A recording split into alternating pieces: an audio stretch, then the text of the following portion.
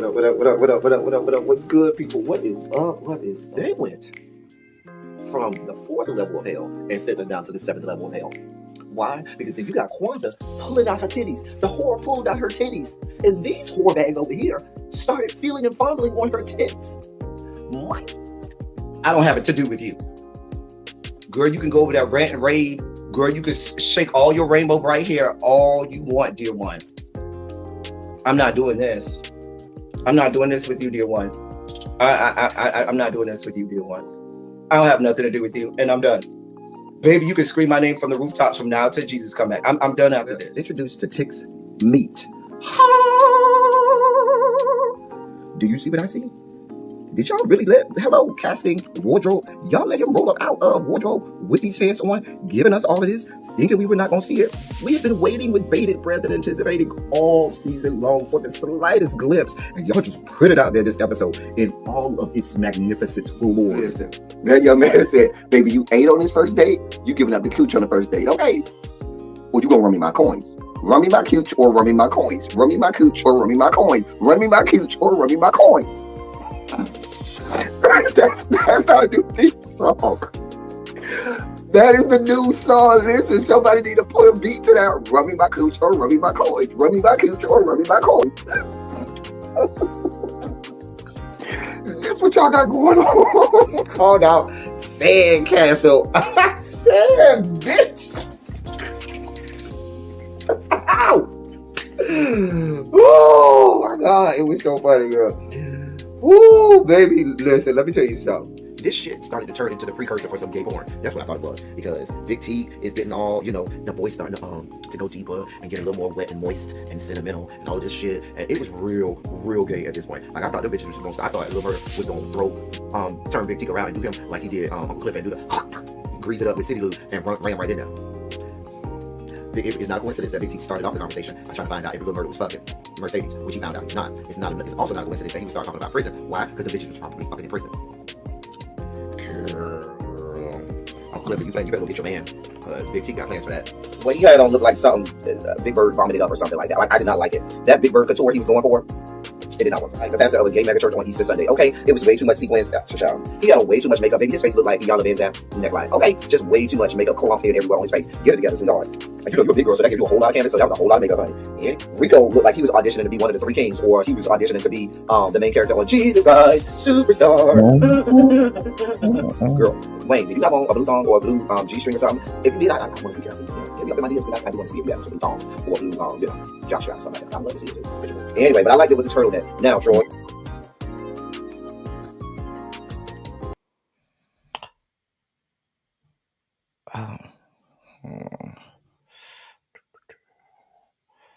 Never fear, I'm here. What's going on, people? Never fear, I am here. What is up? What is up? What is up? Welcome to Run Your Mouth. I am L Teddy 27, here to give you the latest headlines and top stories and trends and all of that good stuff that happened today. Mainly in politics, but we got some pop culture today as well too. Can I just say this, y'all? Let me say this, okay? The dossier is light today. Please be clear. I did a lot of heavy lifting yesterday, okay? I had to walk the hallways heavy. It was a lot going on yesterday. We was here for almost 4 hours yesterday getting through that whole court document. God be with us. God be with us. However, we made it through. So I made sure to make today's dossier light. The dossier is light today, okay?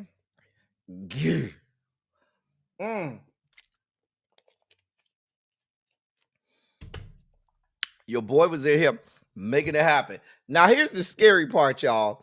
Every time I be like, oh, we have a light dossier today, shit just goes haywire, and I end up being on here way longer than I'm supposed to be. Y'all got to keep me honest on this shit today.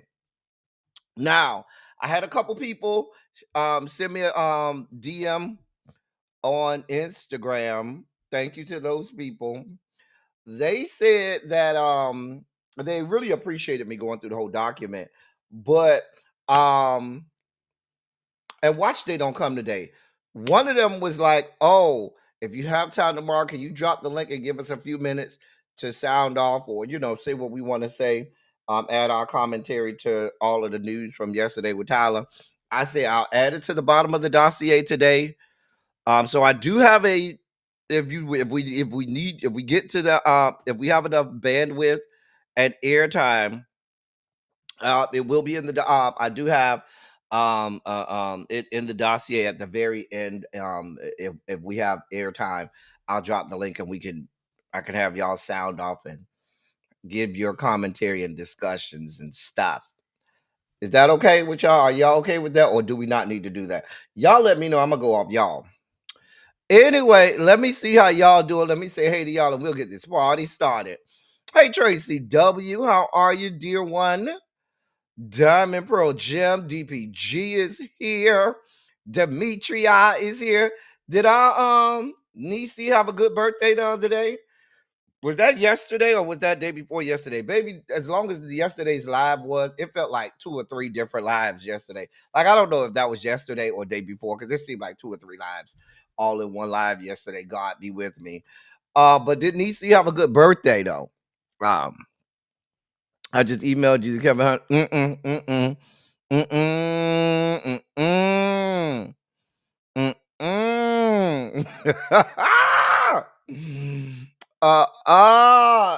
Girl, Tracy. I need a little bit of space in between. Girl, we read all of that yesterday, honey. Baby, I need some space in between.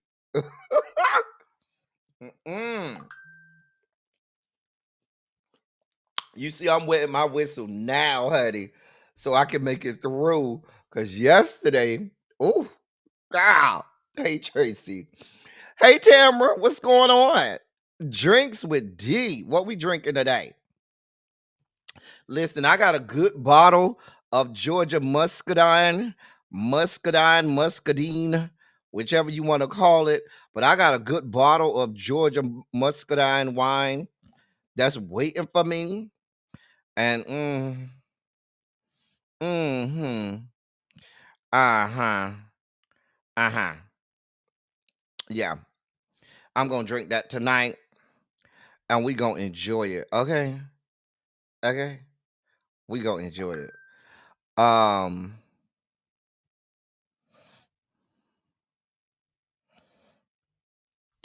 Anyway, where I'm at? Terrence, what's good, bruh? What's up, bruh?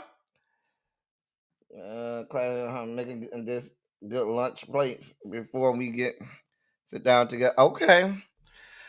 Hey, Janae, I feel like you've been in and out lately. You ain't been in the chat lately like you normally be. Don't have them working you over there too hard. I hope they ain't working you too hard over there, Janae. They be working you over there. Hey, Candace F, how you doing today, beautiful? Chow. You pack light, chow. Hey, Uncle Jay, what's going on? Hey, Slimera. Grown woman, don't try me. You all right today, boo? I'm glad to see you. Child, listen. We barely made it through the Tyler Perry yesterday. Barely. Barely. I don't have it to do. I can't do it. Therese, what's good, sis star? What's going on? What is going on? Hey, Ronald. Hey, Pinky Tiki. Mm-hmm. Child. Child. I can't stand Wendy Williams. If I hadn't done that yesterday, I might have been down for it. But child, I can't stand her. Yes, she had a great birthday. It must be nice to get Kurt Geiger and Mark Jacobs at right. Child, when I was 12, I wasn't getting nothing for a birthday. I really didn't start getting birthday gifts like that until I was grown.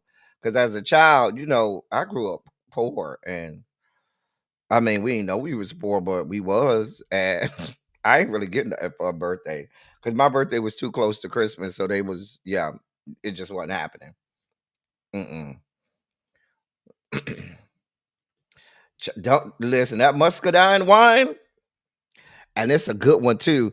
It's 13.5% alcohol. You know, a wine that's a good 13.5% alcohol, baby. That's a good one right there. She does it. She does it for me. Uh-huh. Baby, I don't care who is suing who. I don't have the energy to read a whole nother court proceeding, court document today. Uh. He says, long. Baby, listen, I barely made it through Tyler. I was on here almost 4 hours yesterday. Now, granted, we had the whole sugar spike segment before we got into Tyler, but having that whole sugar spike segment where I spiked out for like an hour and a half, and then when you add Tyler on top of that, oh girl, I can't. Hey, Chef Don. You see how they trying to work me over here, Chef Don? Child. Yeah. They over here working your dog. Over here. Mm-mm. I can't be working this hard. Hey, Felicia Boo. What's going on? Child. Not you adopted adults. You know what? What you need? Oh, I need that. What you need? Child, let me know what you. Oh, you talk about that wine? Oh, let me show you what it is. It's a cheap wine too, but it's good too. I bought it at Publix. Hold on, let me go get it. Show you, let you see what it is. Hold on. Hold your line.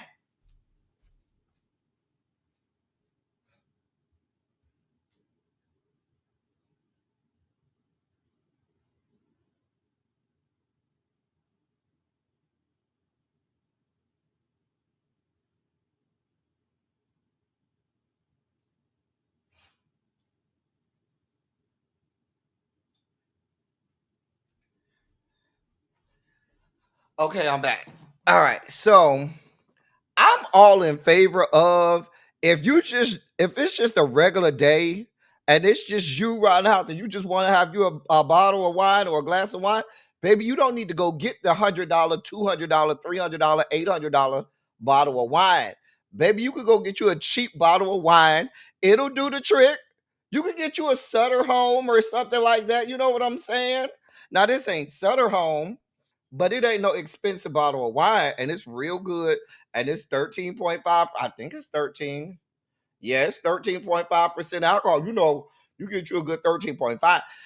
I'm not now, I don't really drink Sutter Home like that. I'm gonna be honest with you. I don't really drink that mess. But you could go get you a $20 bottle of wine, a $15 bottle of wine, and call it a day. You know, Sutter Home, you could get that mess for Sutter Home and what is it, Yellowtail? You could get them things for under $10. Like you could pay like $6.99 and get a bottle. But this the one I have. It's Duncan Creek. They have a red one and a white one. You see, it says Georgia Muscadine wine, but they have a red one and a white one. The white one is it's a white wine and it's like a summer wine. As you can see, yes, it's 13.5. Okay. So I listen, and I like red wines, but I like my red wines cold. I don't like them room temperature. I put my red wine in the refrigerator because I like all my wine cold. I don't like it hot or room temperature. If I could have it, I rather. Now I got a good bottle of Merlot in the refrigerator waiting for a good dinner. Not right now, just a good dinner.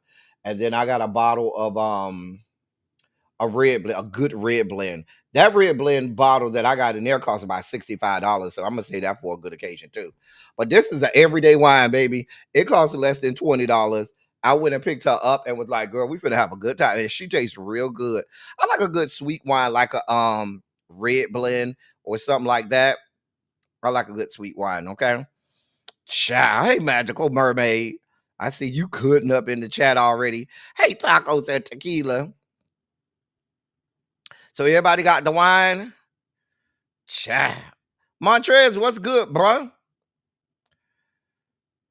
Magical Mermaid already cutting up in the chat. Hey, Savon Boo. Hey, Green Girl. Hey, Sticks Girl. Yes, child. If it's just a regular day, baby, we can have us a cheap bottle of wine. It does the trick. And this one is real good. Let me go put this back in the refrigerator so it can be ready. So that it can be ready. When I'm ready, it'll be ready. Okay. Hold your line.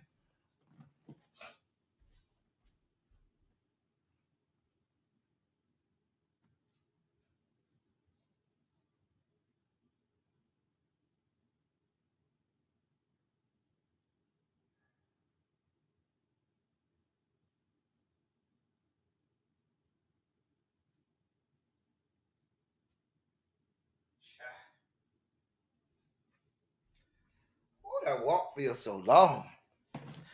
You know, some people, when they only live in efficiencies, going from the room to the kitchen is right there, bam, bam. But some of us, it's a walk. Just saying. Hey, little baby. Hey, Yana. Ciao. Um,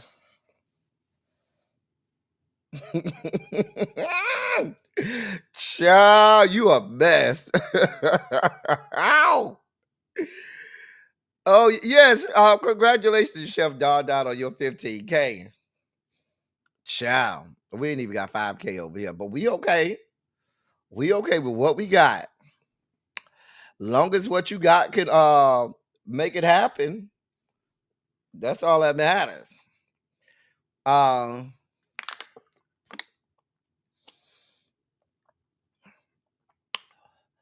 anyway, what Chef Don Don talk about tomorrow through Friday? What happened? Anyway, let's go ahead. Put a Shondo in the chat. Let us know you're ready to get this party started. If you're ready, I'm ready. We're ready to get this party started. Go ahead and put a Shondo in the chat because I do want to give y'all some space in case y'all want to come up to talk about Tyler. Tyler. Tyler, Tyler, Tyler. Tyler, Tyler, Tyler, Tyler, Tyler. I'm just saying. Hey, Terry, what's going on, boo girl? You ain't late. We ain't even started yet. We about to start, though. All right. Let's go ahead and get this party started.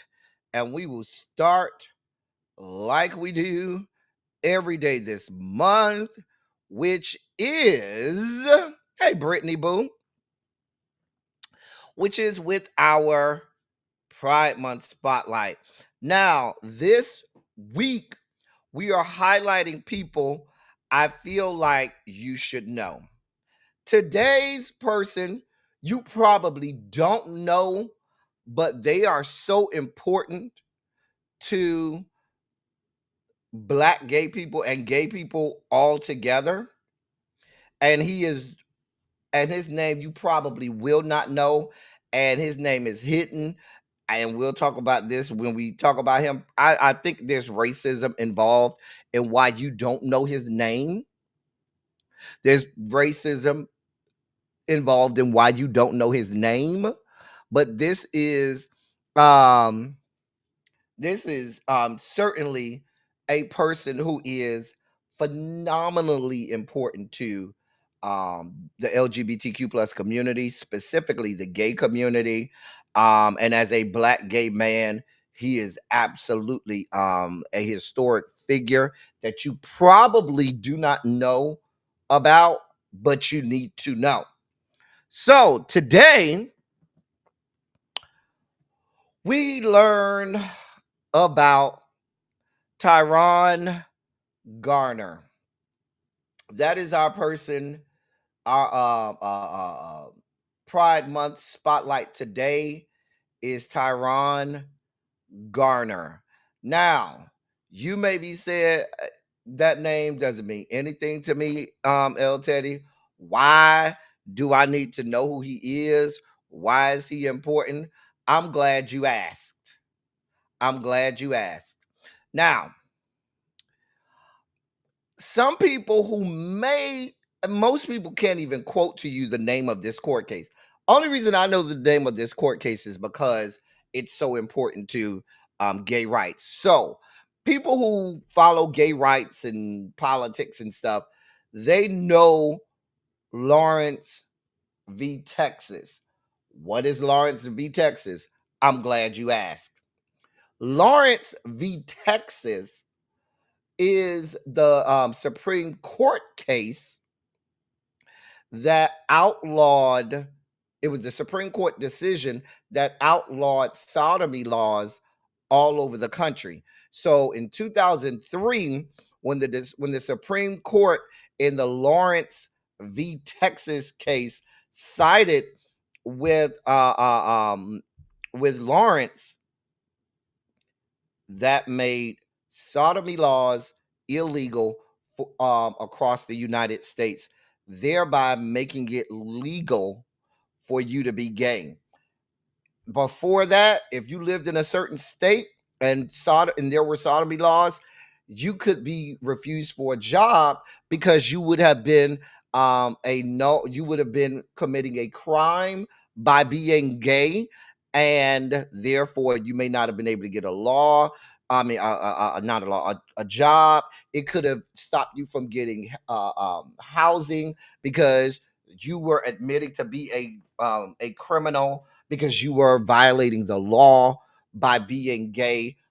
So many things happen. So now, how does Tyrone Garner fit into this? The black man you see there. How does he fit into this? This is something that most gay people, young gay people, have no idea what it is, but is so important to them, just being able to be free to live their lives. If you were alive prior to 2003 and this decision, life as a gay person was very different. Very different. You have people literally still getting killed, gay bashed. It was still against the law in many states. You still had to be in the closet. This happened in 2003. This century, this Supreme Court decision, Lawrence v. Texas, happened in 2003, not in 1903. This was 2003, wherein at that time, I think there were still 14 or 15 states that still had sodomy laws on the books. Most of them were in the South. And you could be arrested if you appeared to be gay. You could be arrested because you were committing a crime. And the fact that many gay people walk around today as if they don't have a care in the world, as if we are not that far removed from a time when it was illegal to be who you are. And they have no idea what Lawrence v. Texas was. They certainly have no idea who Tyrone Garner is. So today, we'll learn about Tyrone Garner because, like I said, this is so important, and I'll get to more of the importance in the when we get toward the end. All right. John Lawrence and Tyrone Garner were targets of anti-gay and homophobia laws in Texas in 1998. On September 7th, 1998, police broke into the residence of John Lawrence and Tyrone Garner. They were both accused of participating in homosexual acts and were arrested under the Homosexual Conduct Act. Now, what's so funny is the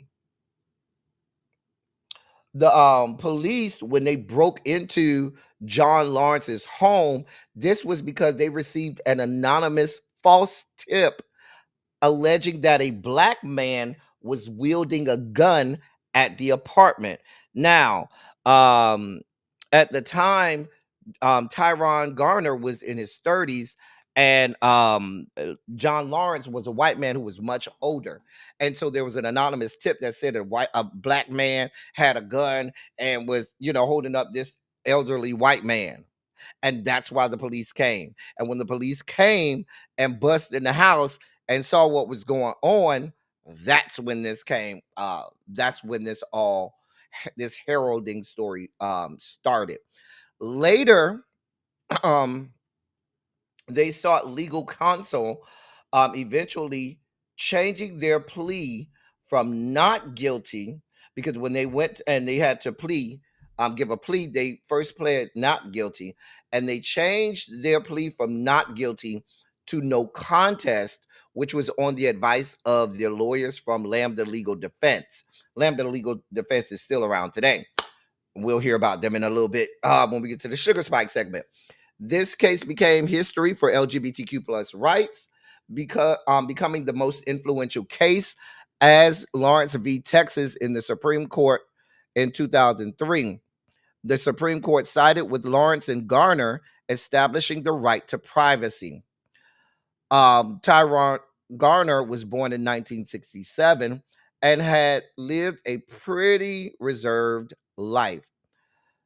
Tyrone was cast into the role of a gay rights activist. He was described as on the quiet side and a passive individual by his lawyer Mitchell Kitrain.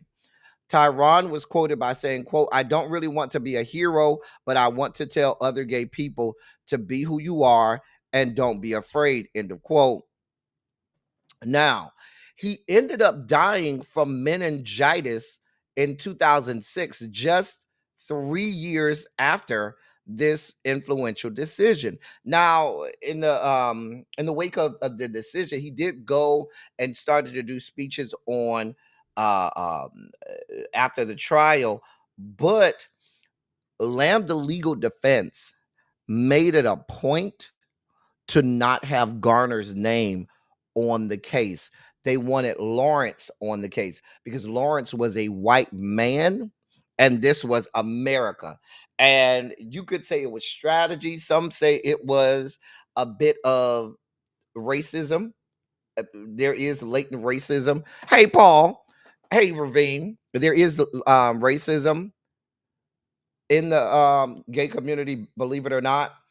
But uh they chose to put Lawrence's and make him the face of it. So you had here one of the biggest Supreme Court decisions in the LGBTQ plus community, and a black man is involved with it, and they deliberately leave him off. He was involved in the trial, yes, but when they started to publicize, market, name it, say, "Oh, it's this trial," or this trial, they purposely made it Lawrence v. Texas, not Lawrence and Garner v. Texas, which is what the actual case was. And it stemmed from racism because like I told you, there was an anonymous tip to the police that a black man had a gun and was accosting this white man. And that's how this all started, from racism. The other part, there was an interview done by after Tyron's death with his brothers, with his brother, with two of his brothers and his lawyer. And they talked about after he died, the family didn't have a lot of money and really did not have enough money to bury him.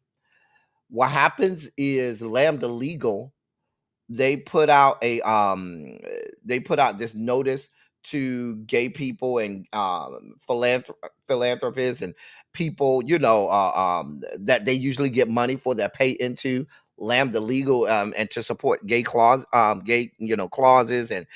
gay fights and stuff like that. They put word out to those people, and they were only able to collect a couple $100, not enough to do anything. So the actual lawyers for Lambda Legal had to end up putting their own money together and giving it to the family so that they could have a proper burial for Tyrone, because the family just did not have the money. They said they were considering going to one of those um paupers cemeteries, because they just did not have the money. And the actual lawyers for Lambda legal had to, their lawyers ended up having to go and give the family the money. um and that's how he ended up getting buried. To this day, to this day, when you hear about important moments in, hey Cherise, in gay history, you will certainly always hear Lawrence v. Texas. And all of the spotlight is centered around Lawrence And if you don't do any digging, you have no idea that a black man is at the crux of this story. This all stemmed from this black man. Like I said, it stemmed from police getting this anonymous tip that a black man was wielding a gun at this white man, and when they were just going to go have sex, which at the time was illegal. And when the police got there, it that's how the whole thing happened. And like I said, a lot of the young kids, they don't appreciate history, and this ain't even old history. A lot of these young people that don't know this story were alive at this time. They might have been young kids or just being born, but a lot of people who were actually alive at that time, may have been young, have no idea what Lawrence v. Texas is. Now, here's why this is important. We're going to look at the first thing in the dossier today is a Supreme Court case with SCOTUS saying Happy Pride Month. But you're going to see me connect the dots when we talk about the case that we're going to talk about with Supreme Court. You're going to see how the dots connect all the way back here to Lawrence v. Texas. Because many of those states, just like when Roe v. Wade became a law, many of those states never took their abortion laws off the books. It's just that the federal law and the Supreme Court decision usurped the state law. But as soon as Roe v. Wade was removed, it went right back to the state laws, which immediately made abortion illegal in those states where the laws never went away. And in the same vein, if you live in a state where that state law, sodomy law, is still on the books, what that means is if the Supreme Court removes the not Roe v. Wade, the Lawrence v. Texas decision in the same way they removed Roe v. Wade, we could go back to having sodomy laws, and people are going to really quickly be reminded of Lawrence v. Texas, still neglecting this black man, Tyrone Garner, who's the central point behind the whole situation. Hey, it's always sunny.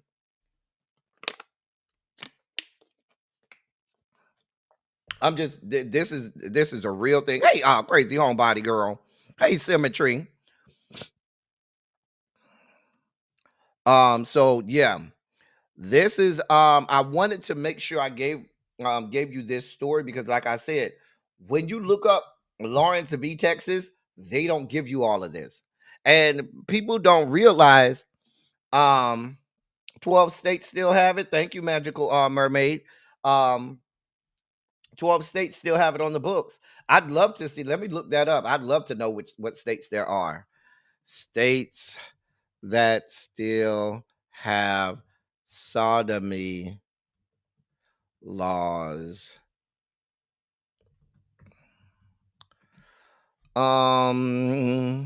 There are 12 states. Oh, here we go. Watch this. Most of us live in some of these states. Here we go. Here are the 12 states that if Lawrence v. Texas goes away, it's illegal to be gay. Here are states with sodomy laws: Florida, Georgia, Kansas, Kentucky, Louisiana, Massachusetts, Michigan, Mississippi, North Carolina, Oklahoma, South Carolina, and Texas. Do you know how many members of the Rainbow Coalition compound live in these states? You got Houston, Dallas, Miami, Orlando, Atlanta, Charlotte, Charleston, Detroit, Jackson, Mississippi, New Orleans. Like, I'm calling out a lot of states. Boston. Wait, was Boston on my list? Massachusetts? Yeah, Massachusetts is on the list. Boston, Louisville. I mean, we're calling out major cities with huge gay populations. Huge gay. I'm very surprised at Massachusetts as well. Um, right. Well, it's not about the gay men. The thing about sodomy laws, Magical Mermaid, was it wasn't as if they had to catch you in the act of sodomy. It was if you were deemed to be gay, there was the notion and assumption that you involved yourself in sodomy, and therefore you were a criminal, because they just made the assumption if you're gay, that means you either have had sex with men, are currently having sex with men, or probably will, which makes you a criminal, and that's how they would arrest you for being gay. Not for seeing you in the act, for the thought or the giving the notion or appearance of being gay was enough. It really was. It really was enough. So yeah. But here we are, and that is our Pride Month moment for today. And with that, ladies and gentlemen, non-binary, gender-conforming members of our audience, I bring to you the late great Larry Myers to help us usher in our Sugar Spike segment.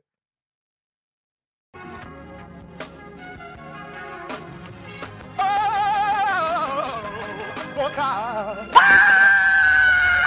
You see, this is the part that I like. Major Sugar Spike. So loved the world, I want to fight. That he gave his only begotten son. Major Sugar Spike. And shall ever believe. Major Sugar Spike. They shall not perish, but have everlasting life. Taste the biscuit. Jesus. Thank you, Larry. Well, that was a great segue, beautiful segue into our first Sugar Spikes story.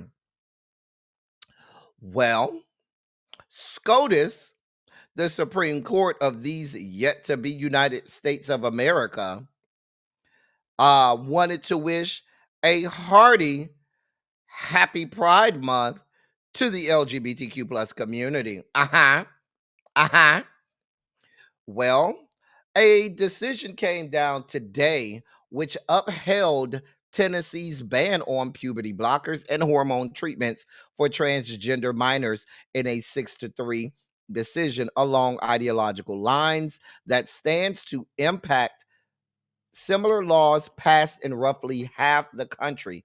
Rejecting a challenge mounted by the Biden administration, the High Court ruled Tennessee's law does not amount to sex discrimination that requires a higher level of constitutional scrutiny, removing a key line of attack that LGBTQ plus rights advocates have used to try to topple similar laws. Quote, having concluded it does not, we leave questions regarding its policy to the people, their elected representatives, and the democratic process, end of quote, end of quote. Chief Justice Roberts wrote for the court's 6 Republican appointed justices. The court's 3 Democratic appointed justices dissented, saying they would have held the law to heightened scrutiny. Justice Sonia Sotomayor said the more exacting standard raises questions about whether Tennessee's law would survive. She read her dissent aloud from the bench, which the justices reserved for emphasizing their strong disagreement with the case. Quote, by retreating from meaningful judicial review, exactly where it matters most, the court abandons transgender children and their families to political whims. In sadness, I dissent. End of quote. Sotomayor wrote. Justices, joined by Justices Elena Kagan and Ketanji Brown Jackson. Tennessee's law, Senate Bill 1, prohibits healthcare providers from administering puberty blockers or hormone therapy to transgender minors when the medications are prescribed to help them transition. The law, which Tennessee Governor Bill Lee signed in 2023, also bans gender transition surgeries for minors, though that provision was not at issue before the high court. Providers who violate the law can face $25,000 civil fines for violations. Three Tennessee families and a doctor originally sued, and the Biden administration joined them, asserting the law discriminated based on sex in violation of the 14th Amendment's guarantee of equal protection. The High Court rejected that notion, instead siding with Tennessee.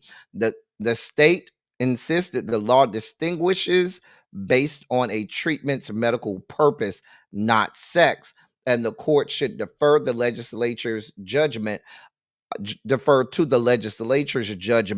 about regulating medicine for children. Justice Clarence Thomas, because even though he wasn't in charge with writing a dissent, that was left to Chief Justice fuckboy extraordinaire John Roberts. Clarence Thomas wanted to be on the record. Please be clear. He got up and said, had to make it clear. He said, quote, "This case carries a simple lesson. In politically contentious debates over matters shrouded in scientific uncertainty, courts should not assume that self-described experts are correct." End of quote. Essentially saying, we don't want to hear anything from any scientists or experts. We'll go with whatever the politicians want. That's essentially what Clarence Thomas said. Hey, La Queen. Terrence Thomas said, hey, Ronnie. Clarence Thomas said, we don't give a shit about scientific backing. We do not give a shit about people who claim to be scientists and experts in reproductive science, experts in, all those things that people have gone to school for and studied and everything. Damn their expertise. We're going with whatever the politicians want. And if I take that into consideration, Clarence Thomas, then you have no purpose in being a Supreme Court, because why do we need to take your expertise in law into consideration? Why don't we just let the legislatures decide? Because everything should be left up to the legislatures, right? According to you. Experts be damned. People who have studied these things, who have degrees and credentials and are published and experienced in this, their judgment, their recommendations be damned. Let the fucking legislatures decide, right? Because they know better than the people who have spent decades studying this, decades of experience working in this. Their opinion doesn't matter. But legislatures and legislators who have no background in this, aren't studied on this, many of who don't even read, and we've learned many legislators don't even read the law itself. They just go with whatever side they're going to go with. They don't even read the whole fucking law themselves. Those are the people, Clarence Thomas, that you want us to lean on. Their decisions should matter more than people with expertise. I just want to make sure that we understand this. Now, Clarence Thomas's call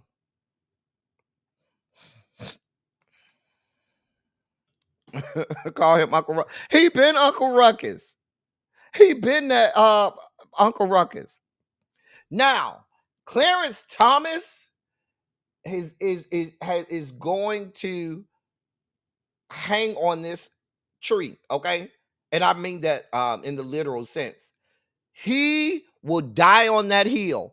He will hang on that tree, because when Roe v. Wade fell, that was the basis of the Roe v. Wade argument. And if you remember, when he wrote his dissent on Roe v. Wade, he listed a series of laws that needed to be reconsidered because his legal argument is it should not be up to the Supreme Court. The legislators on the state level know what's best for their particular people. Now, how do we connect this to what we just came from? I told y'all, I do not expect Obergefell to still be the law of the land by the time we get to 2028. I fully expect. Southern Baptist denomination already has a case sitting on the docket, not for the Supreme Court yet, but working its way. Southern Baptist denomination of churches already has a case working its way through dockets in the federal system to do away with Obergefell. Obergefell is first. Obergefell, now if you don't know what Obergefell is the law that the Supreme Court decision in, I think that in 2014 that made same-sex marriage legal. That was Obergefell. That will go away first pretty quickly. After Obergefell goes away, I promise you, Lawrence v. Texas is next. Please be clear. And while, like I told you, many of the Rainbow Coalition compound have no idea what an Obergefell is, and even some that do know what Obergefell is, many of them don't know what Lawrence v. Texas is and the implications that it could have. Do we need to mention these states again? Let me mention these states just so we're clear. You're talking Florida, Georgia, Kansas, Kentucky, Louisiana, Massachusetts, Michigan, Mississippi, North Carolina, Oklahoma, South Carolina, and Texas. Now, newsflash. Here's the scary part. If Lawrence v. Texas fall, states like Alabama, Tennessee, Arkansas, a whole bunch of states will rush to get their own sodomy laws back on the book. I promise you. Now, states like a Detroit and not Detroit, but states like Michigan and Massachusetts, what does it say that you have not codified the end of sodomy laws on your state in your state laws? Because the fact that you've allowed it to stay there means that should Lawrence v. Texas fall, those things go back to being illegal. And what are you saying to these are, quote unquote states, Michigan and Massachusetts, where you would think that these laws wouldn't be on the book? And what does it say to the gay community there if your state legislature has yet to codify the end of sodomy laws? What does that say? That says it's not a priority. And you may be saying, well, maybe they didn't think about it. No, back up. Because when Roe v. Wade fell, that taught everybody across the country that whatever you did not already have on the books, you needed to already, if you believed in that certain thing, it needed to be codified on the state level, just in case a Supreme Court decision wiped it out on the federal level. And so you're saying to the members of your constituency that may be gay that, yeah, we don't see it for y'all yet. I mean, what else are they supposed to believe? Thank you so much, Brittany, for your membership. Thank you so much for your membership.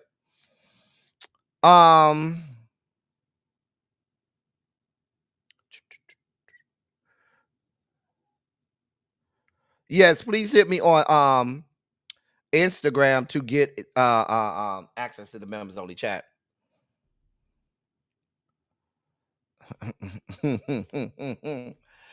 So says who, Magical Mermaid?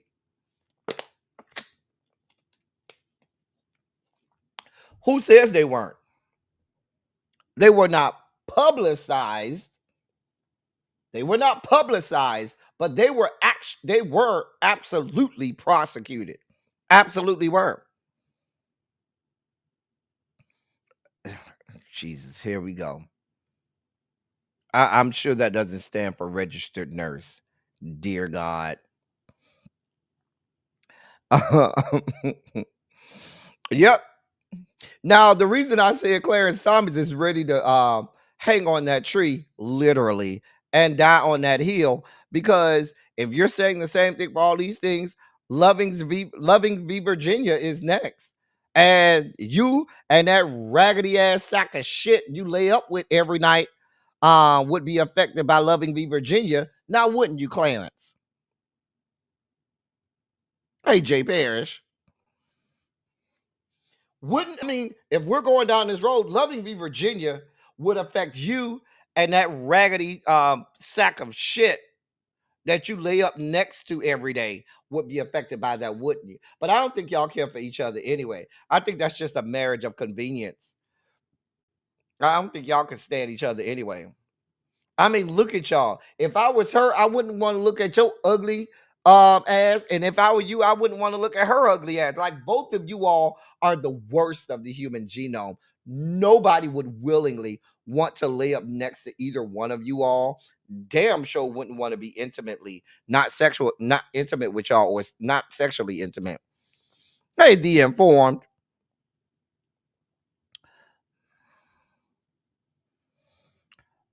So listen, this is happening.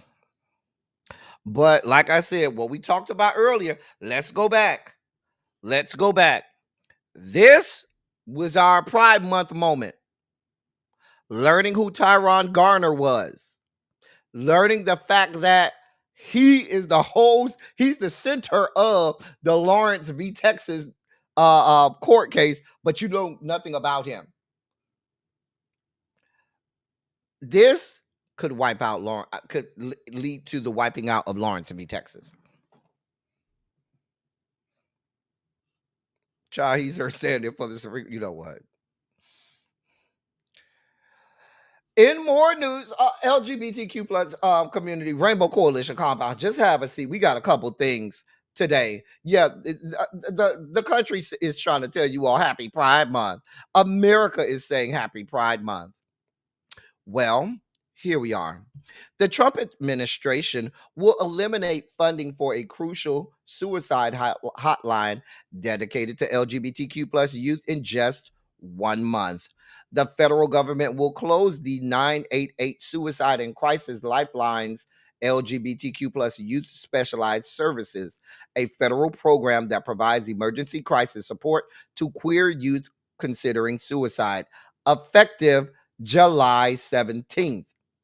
The Substance Abuse and Mental Health Services Administration announced this today. This is several months ahead of its initial October 1st closure deadline, first revealed by leaked budget draft in April. So there was a leak in their budget that showed that they were going to shut down the 988 line on October 1st. And now they said, "Oh, y'all thought we was playing? Well, how you like me now?" So they announced in the middle of Pride Month that no, fuck that. Y'all don't have until October 1st. You have 1 month. You have 30 days. Get it in order. Damn children. Yeah, you thought we were pro-life. That's only while they're in the womb. As long as they're in a uterus, as long as they have not exited the birth canal, we are pro-life. Once those little bastards exit the birth canal, we don't give a fuck. Damn your need for Medicaid. Damn any services or resources for mental health. And we damn sure don't want no parts of no suicide hotline to help LGBTQ plus young people and children figure their lives out. That be damned. Hmm. Now, the Trevor Project, which is one of the largest nonprofit organizations that helps with LGBTQ plus youth and that helps with LGBTQ plus mental health, their crisis services saw a 33% increase in calls and messages on the day of Trump's inauguration alone. Volume the next day went up 46%.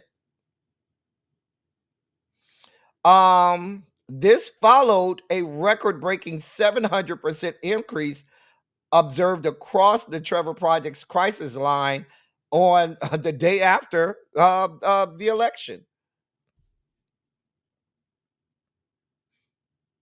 It's a sad, sad day that you have a federal government that is now saying, fuck the children. We don't give a damn. We don't give a damn about your children. Hey, Catherine Powell. They don't give a damn. Don't give a damn. And it's a sad, sad day. Here we are. Here the fuck we are.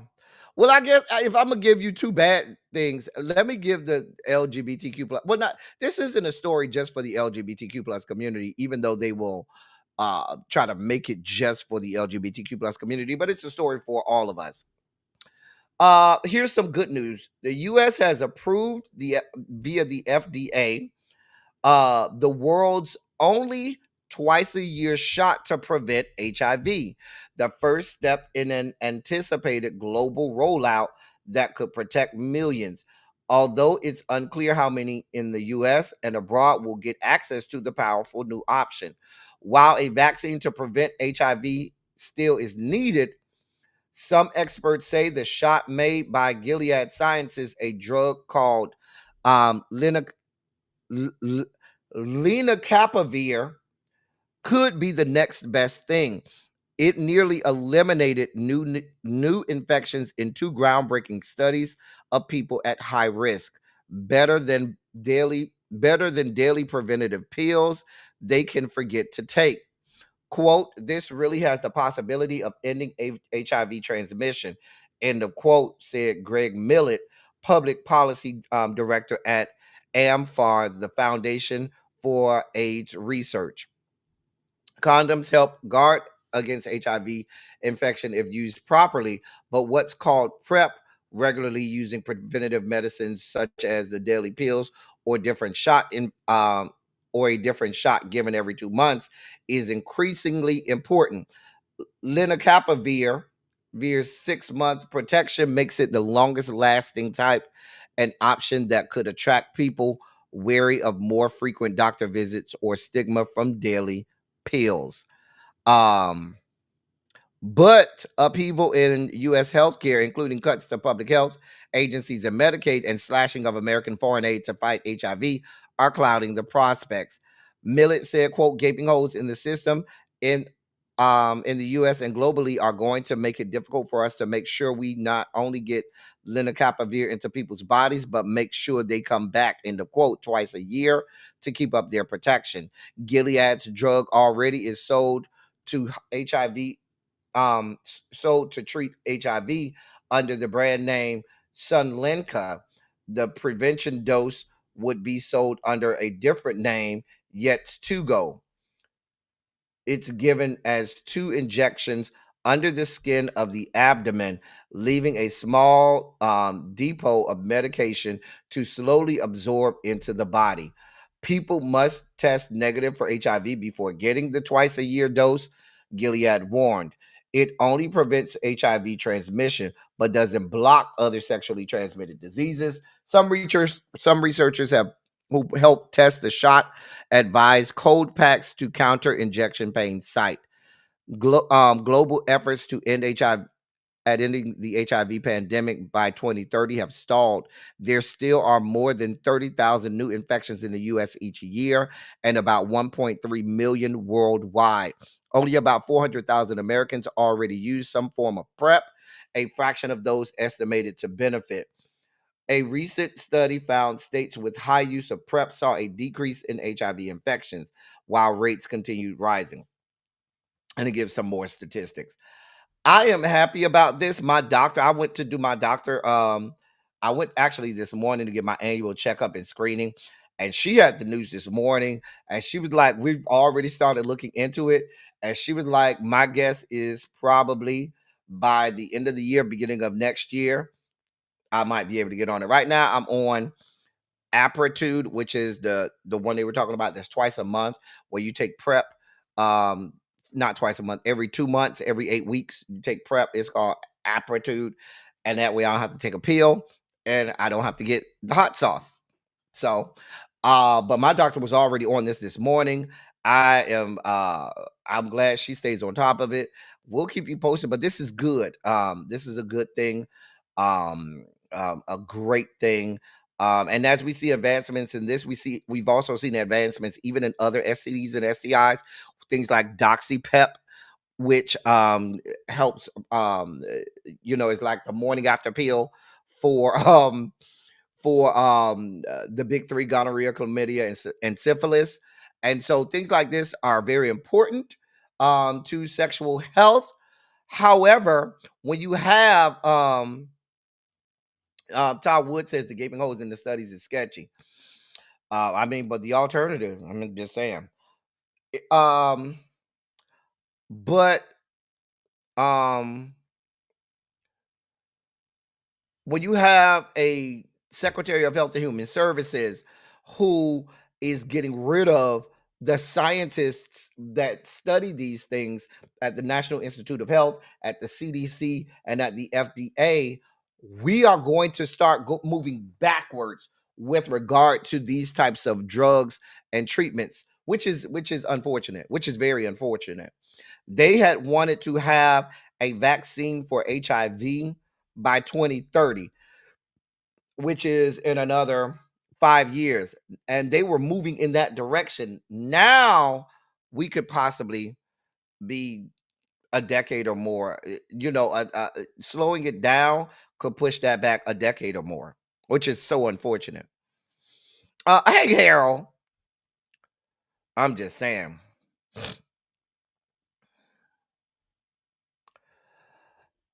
In more news, so last night, or yesterday, I should say, Virginia had their primaries yesterday.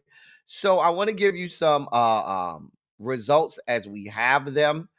The Virginia Attorney General's Democratic primary has been called, with Jay Jones getting winning that primary by 2 percentage points.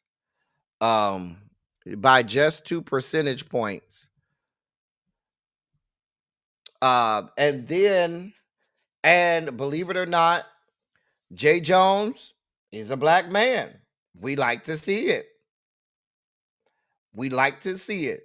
Jay Jones is officially the Democratic nominee for Virginia Attorney General. He is a black man. We need y'all, when you get to November, we need y'all to go out and vote for this black man. You know how y'all are in Virginia. Virginia and fucking North Carolina, y'all sit right on top of each other. And both of those states, y'all just like to do crazy stuff. Y'all have Republican governor, Democratic Senate, Republican House, Democratic Supreme Court, and just stuff that just doesn't make sense. Virginia and North Carolina are good for that type of stuff. We need y'all to get out there. He do look like Tiger Woods. He does, DPG. He does look exactly like, I ain't gonna lie, like he do look like Tiger Woods could have been his daddy. I ain't gonna lie. I ain't gonna even hold you. Hold on. Let me see if I can get a picture for y'all. Hold on. Hold your line. Hold on. Because I seen him and I was like, yeah, I see why people may be saying, yeah, he looks like he can be he looks like he could be Tiger Woods' doppelganger. Okay, I got a picture. Hold on. Hold your line. Hold on. Y'all want to see a picture? Okay.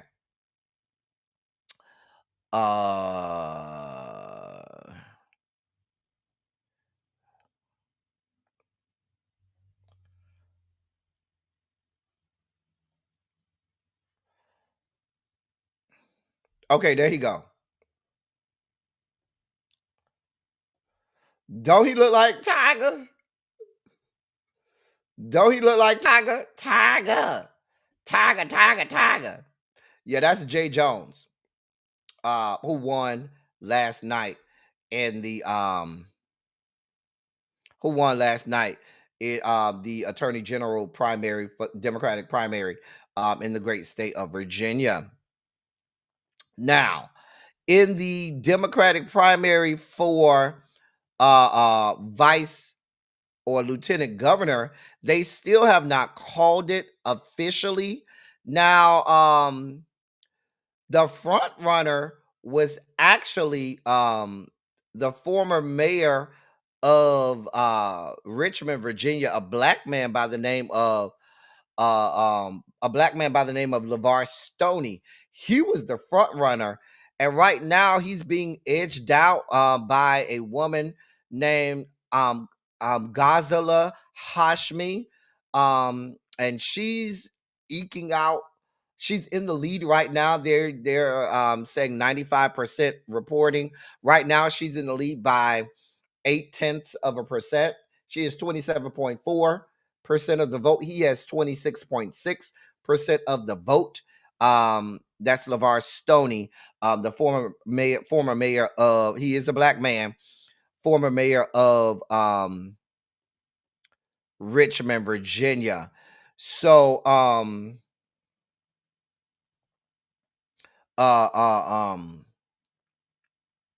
yeah.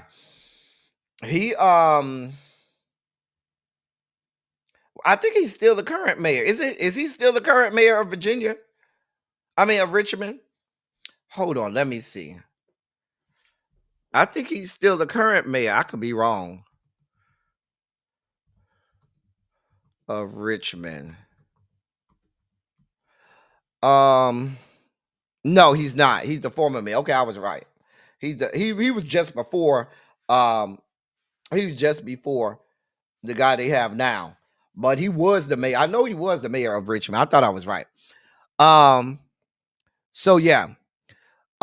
Virginia. Hey, E. Starkey. I do my part here in North Carolina. That's why Stein is the governor, not crazy Mark Robinson. Well, Mark Robinson was way too out of order, though. Way too out of order. Hey, D. So, yeah.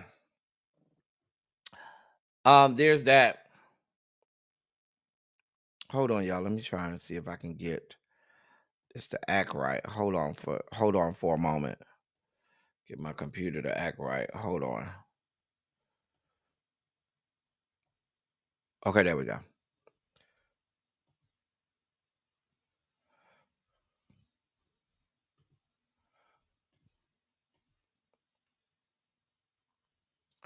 Oh, that's the wrong screen, huh? Wrong screen. Wrong screen, L Teddy. Wrong screen. Wrong hole, fool. Wrong hole. All right. So, in our next sugar spiky story, sorry about that, y'all. Had to get y'all know I'm still learning, get my bearings with this new setup I have. So, the journalists that were reporting on the situations in LA recently, they are suing. Following protests in Los Angeles, the press is now pushing back against the law enforcement. A new lawsuit alleges that police have violated the rights of journalists.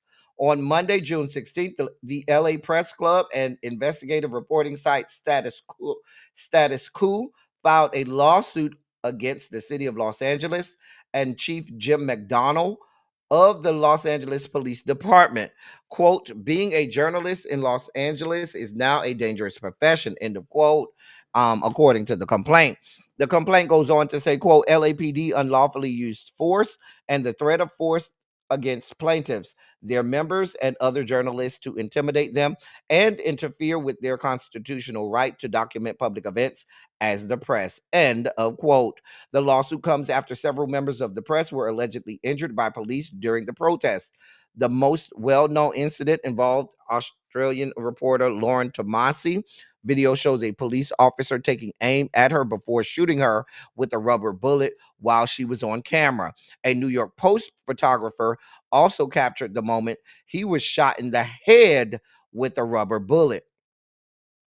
Tony Canham said he was standing just off the freeway when an officer fired at him from about 100 yards away. New York Times reporter Livia Albeck Ripka said she was one of the reporters struck by crowd control munitions. Jeremy Lindenfeld, who's a reporter for Capital in Maine, posted on social media that he was shot in the abdomen by police with some kind of projectile. Police also detained CNN correspondent Jason Carroll, and we watched that on this platform while he was on air. Police told him he was not allowed to be in that area and that if he returned, he'd be arrested. Also live on air, police clashed with ABC News reporter Matt Gutman. An officer could be heard yelling at Gutman as he explained to the officer they were live. One officer said Gutman touched another officer. The First and Fourth Amendments protect journalists' rights to film, record audio, and be at protests. The Privacy Protection Act of 1980 adds additional protections against searches and seizures of materials for publication. Often, if journalists are arrested during a protest, it's for trespassing, obstruction, or disorderly conduct. Neither LAPD nor the city of Los Angeles have commented on the litigation. I don't blame them. Sue the hell out of them. Sue, because I watched all during that whole situation last week and this weekend. LAPD was on one. They was on a whole situation. They didn't give a damn if you was press, if you were a news reporter. They didn't give a damn. We literally watched the video of the man seeing that the woman was a news reporter, watching her with a man with a big camera in front of her, and her having a microphone reporting to turn, aim, and shoot at that woman. I hope they get all the money they looking for.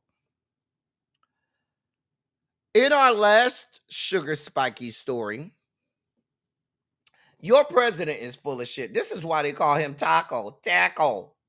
Well, your president has announced that he will once again push the TikTok sale deadline back 90 days, according to White House Press Secretary Caroline Leavitt. And you know we can't stand that bitch. This marks the third time that this administration has extended the deadline. I told y'all I have no reason to believe that they're ever going to get rid of TikTok. All of this old Chinese government, I don't buy none of it. Listen, the way the American public would lose their minds, they would protest faster for the end of TikTok than they will for the end of their own civil rights. I'm just being honest with you. They would beat the streets for TikTok faster than they will hit the streets for the obviation of their own civil rights, freedoms, and democracies. I'm telling you what I know.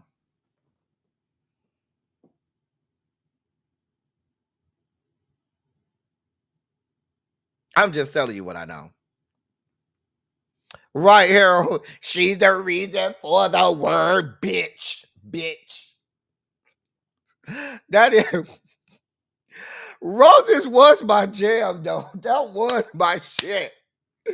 Your roses really smell like boo, boo, ooh, ooh. That was my shit. Shout out to Outkast. As we belly flop out of the sugar spike moment deeper into the dossier, we start off with a couple bad stories here. First, it was reported yesterday, and most of these were reported yesterday, but because we had to get through that Tyler Perry situation. We didn't get a chance to get to him. But Ann Burrell, famed chef, who you know from Food Network and several several shows on not News Network, Food Network and so forth. She was found unresponsive and dead in a hotel room. Yesterday. She was just 55.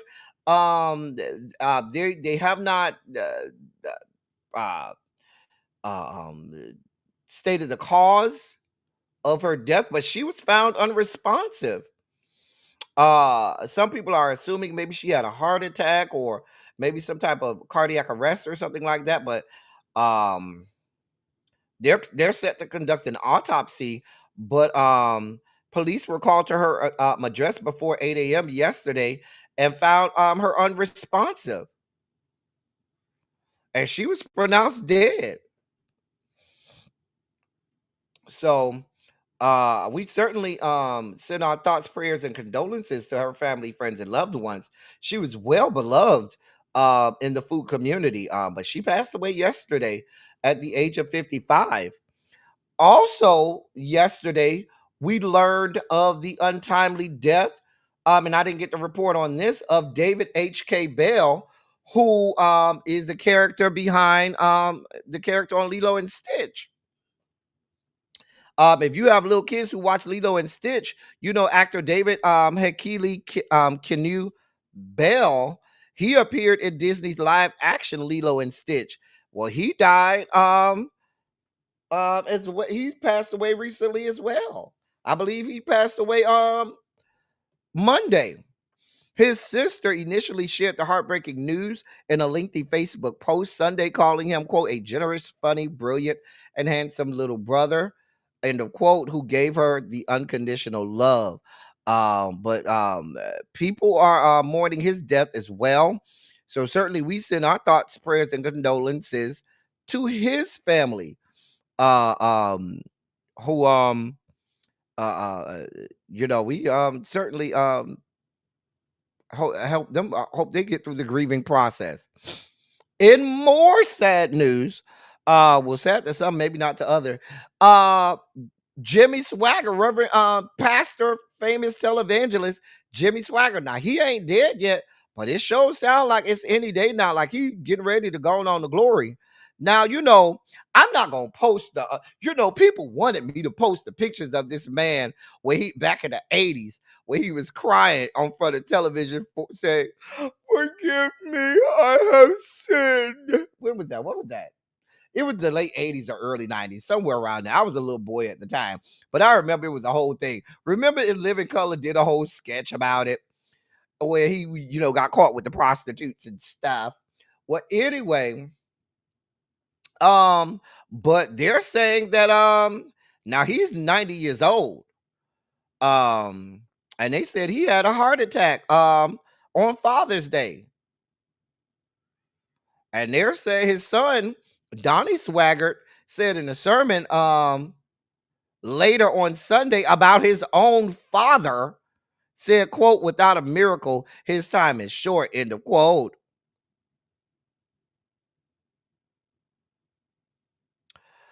They don't listen. The man is 90. At this point, when you get to be that age, it's anything,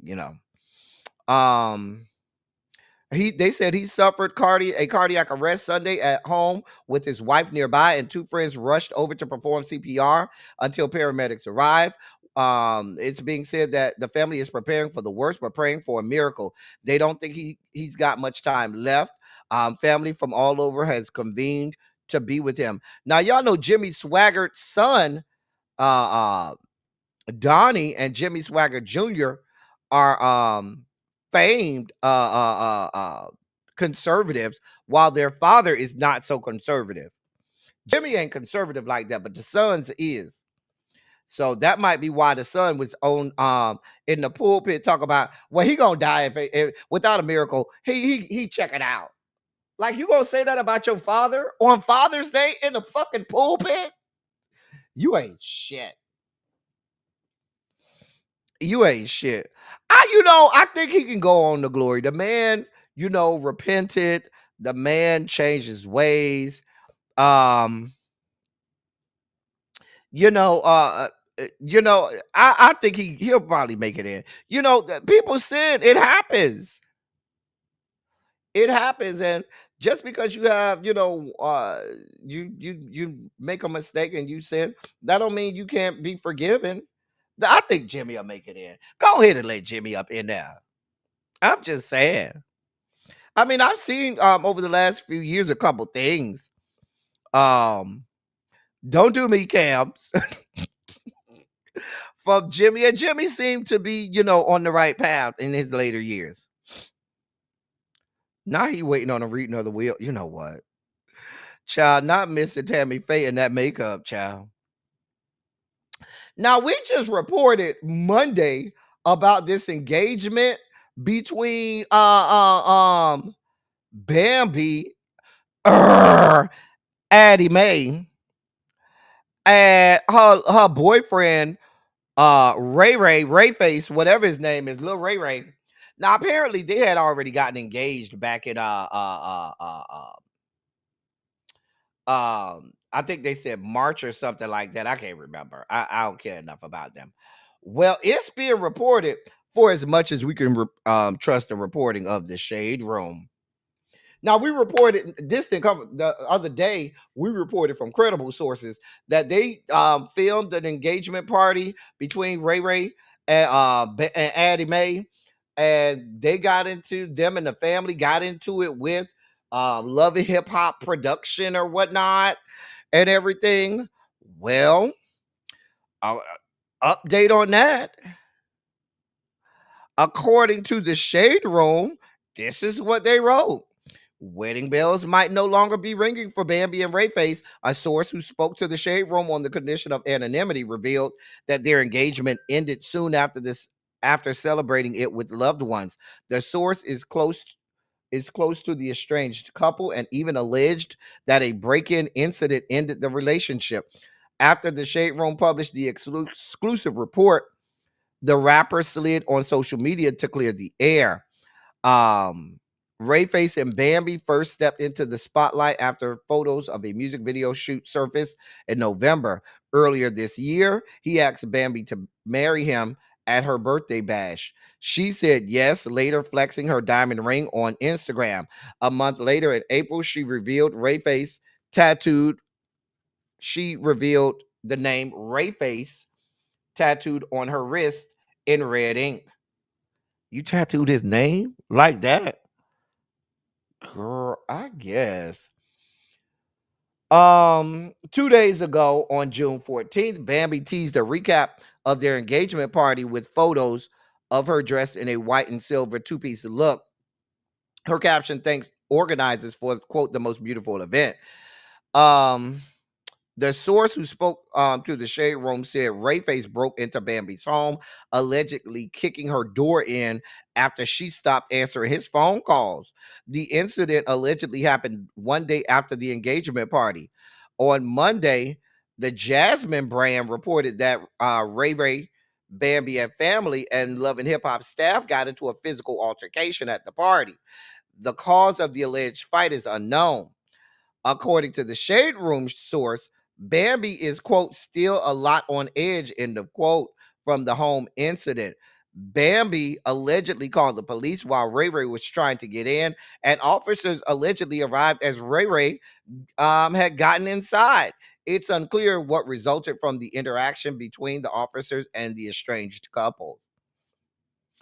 According to the source, quote, the forced entry is what made it seal the deal on the breakup, end of quote.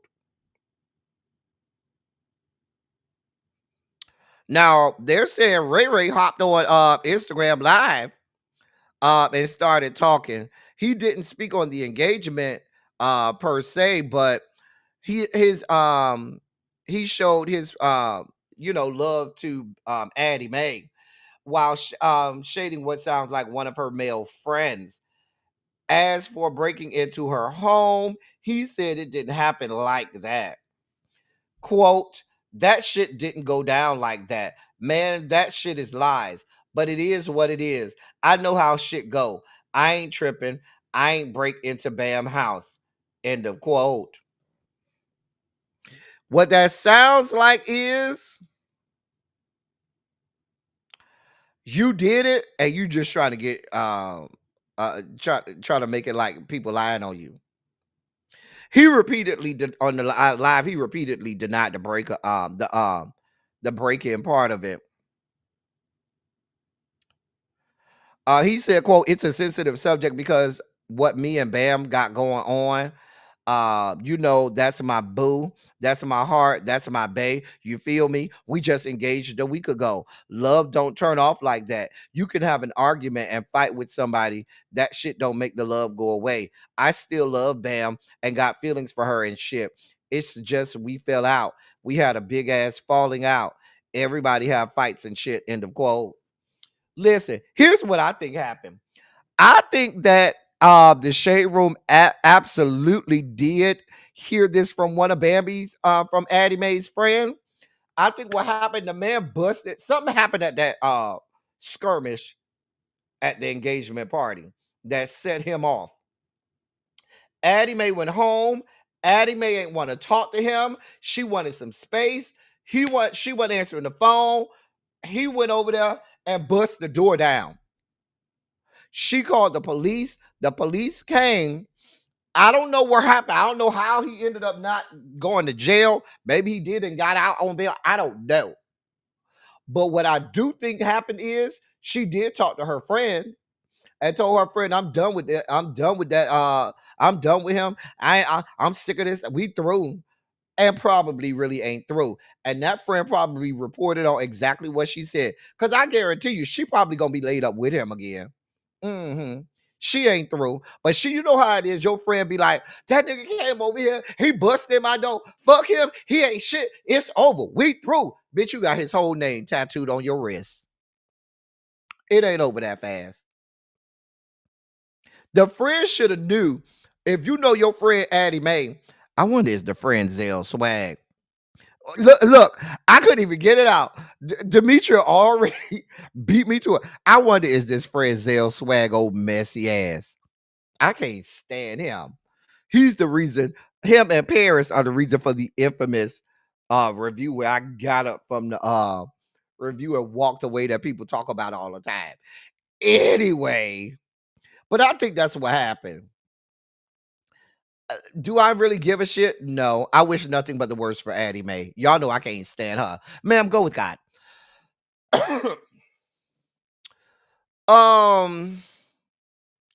Aura, I was supposed to report on this yesterday, but we got caught up with Tyler. So,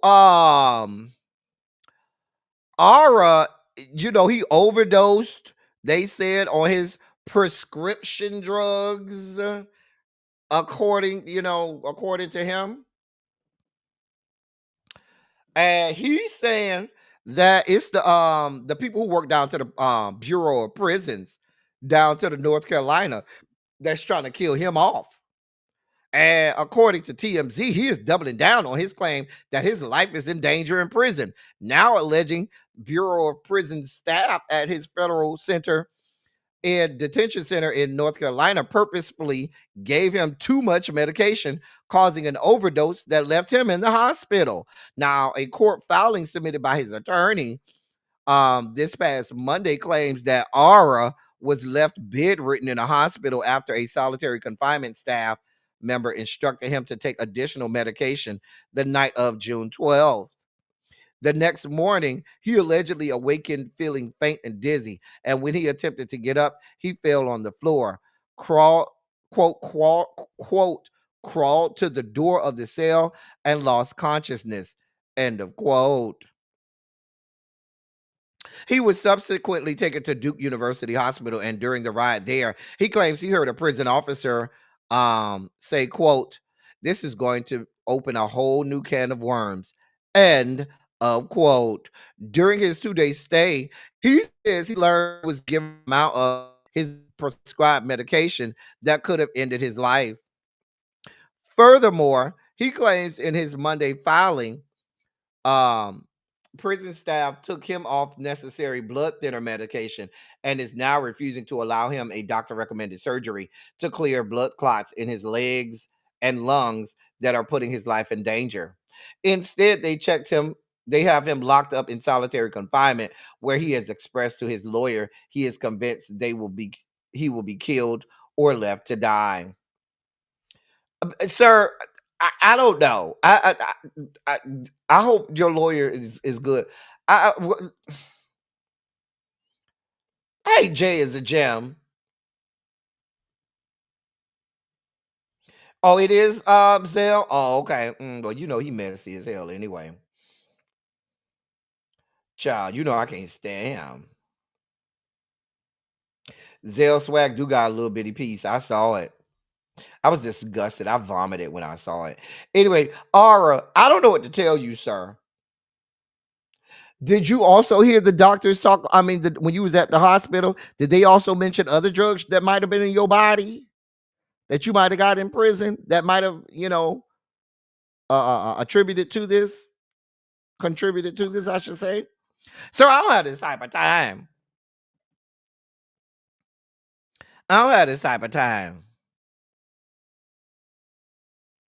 I don't. Sir, go with God. Booty hole bandit himself. Arrgh! My old boo, Brashear Gray. Well, that's his mugshot. He went to jail over in Virginia. And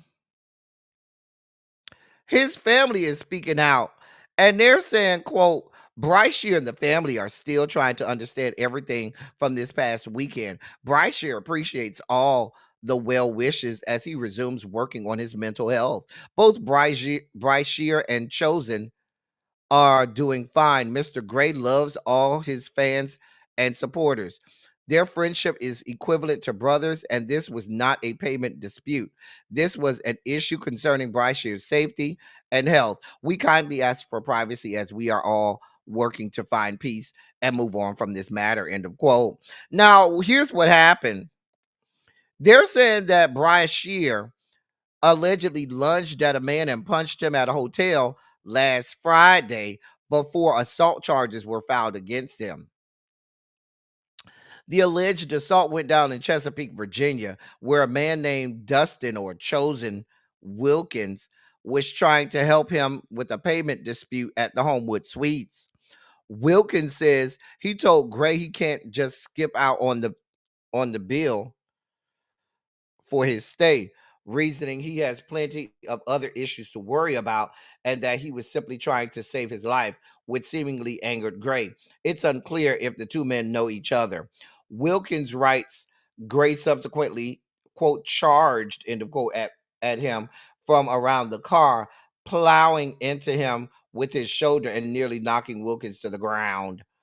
Wilkins adds Gray was fighting with him as he recorded the incident on his phone, and Gray allegedly delivered a, quote, blunt blow, end of quote, to him, along with at least one punch. Now, Gray was arrested on Sunday and charged with one misdemeanor count of assault and battery. He has since bonded out of jail and is due back in court for his arraignment. Now, y'all want to know what the girls are saying?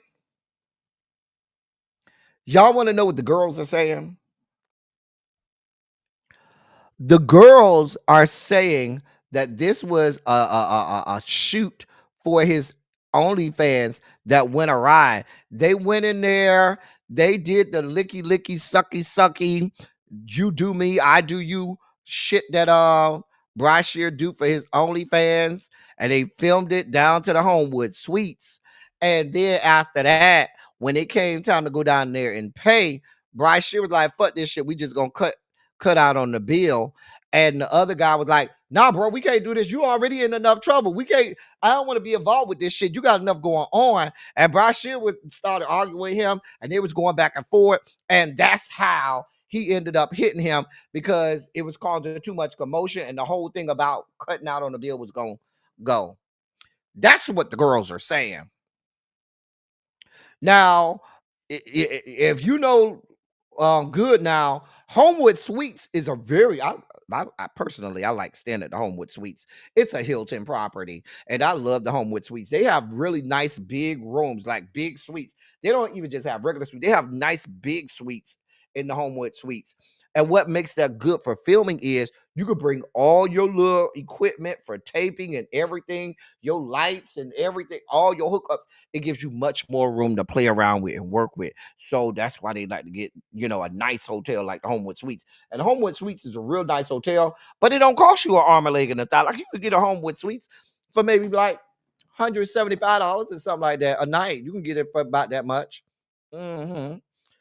Maybe no more than maybe about 200, maybe 225 if you want the extended suite, maybe about 225, maybe 250, but you can get it for a good price.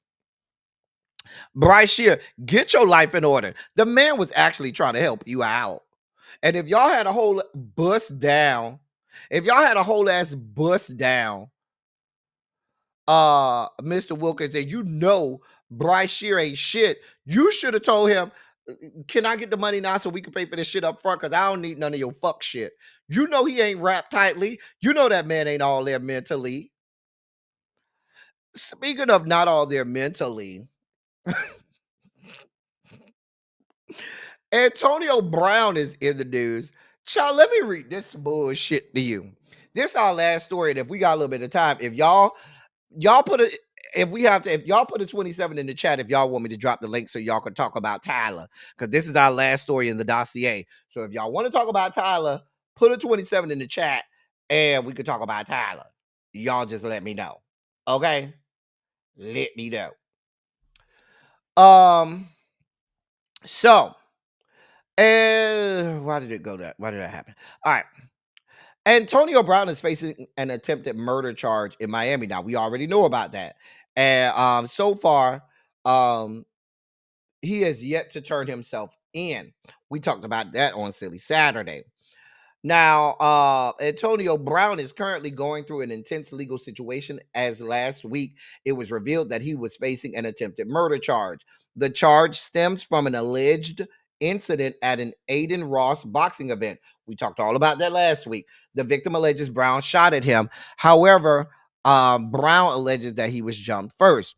Went through all of that. Since that time, Antonio has been enjoying his time in the Middle East, and has even gone on some gingerly bike rides. We talked all about that. Over the weekend, he took to X, formerly Twitter, with a screenshot from ChatGPT in which he asked the AI program whether or not he was being racially profiled in his case. ChatGPT said, quote, yes, end of quote. And it led him to make the following statement, quote, how the fuck you go from being victimized under an attempt to murder you? See, they controlled the media.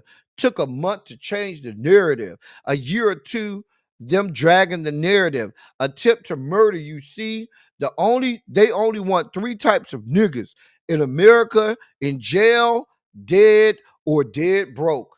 End of quote. He wrote. I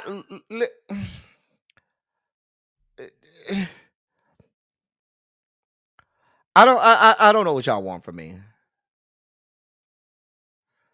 I just read this. I just read this, okay? I just read this. The man is unstable. The man is unstable. But I guess you use Chat GPT for everything. Might as well. Might as well. Lord. Because the man is using Chat GPT for everything.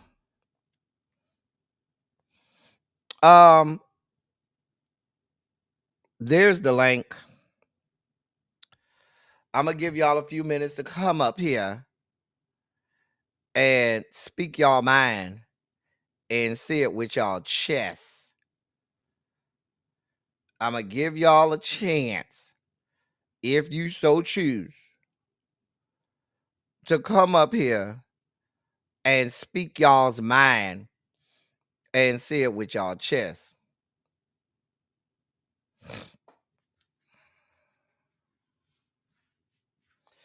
I'm just saying.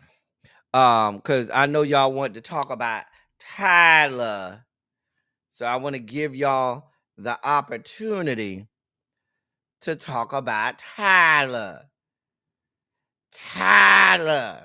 Now listen. Uh um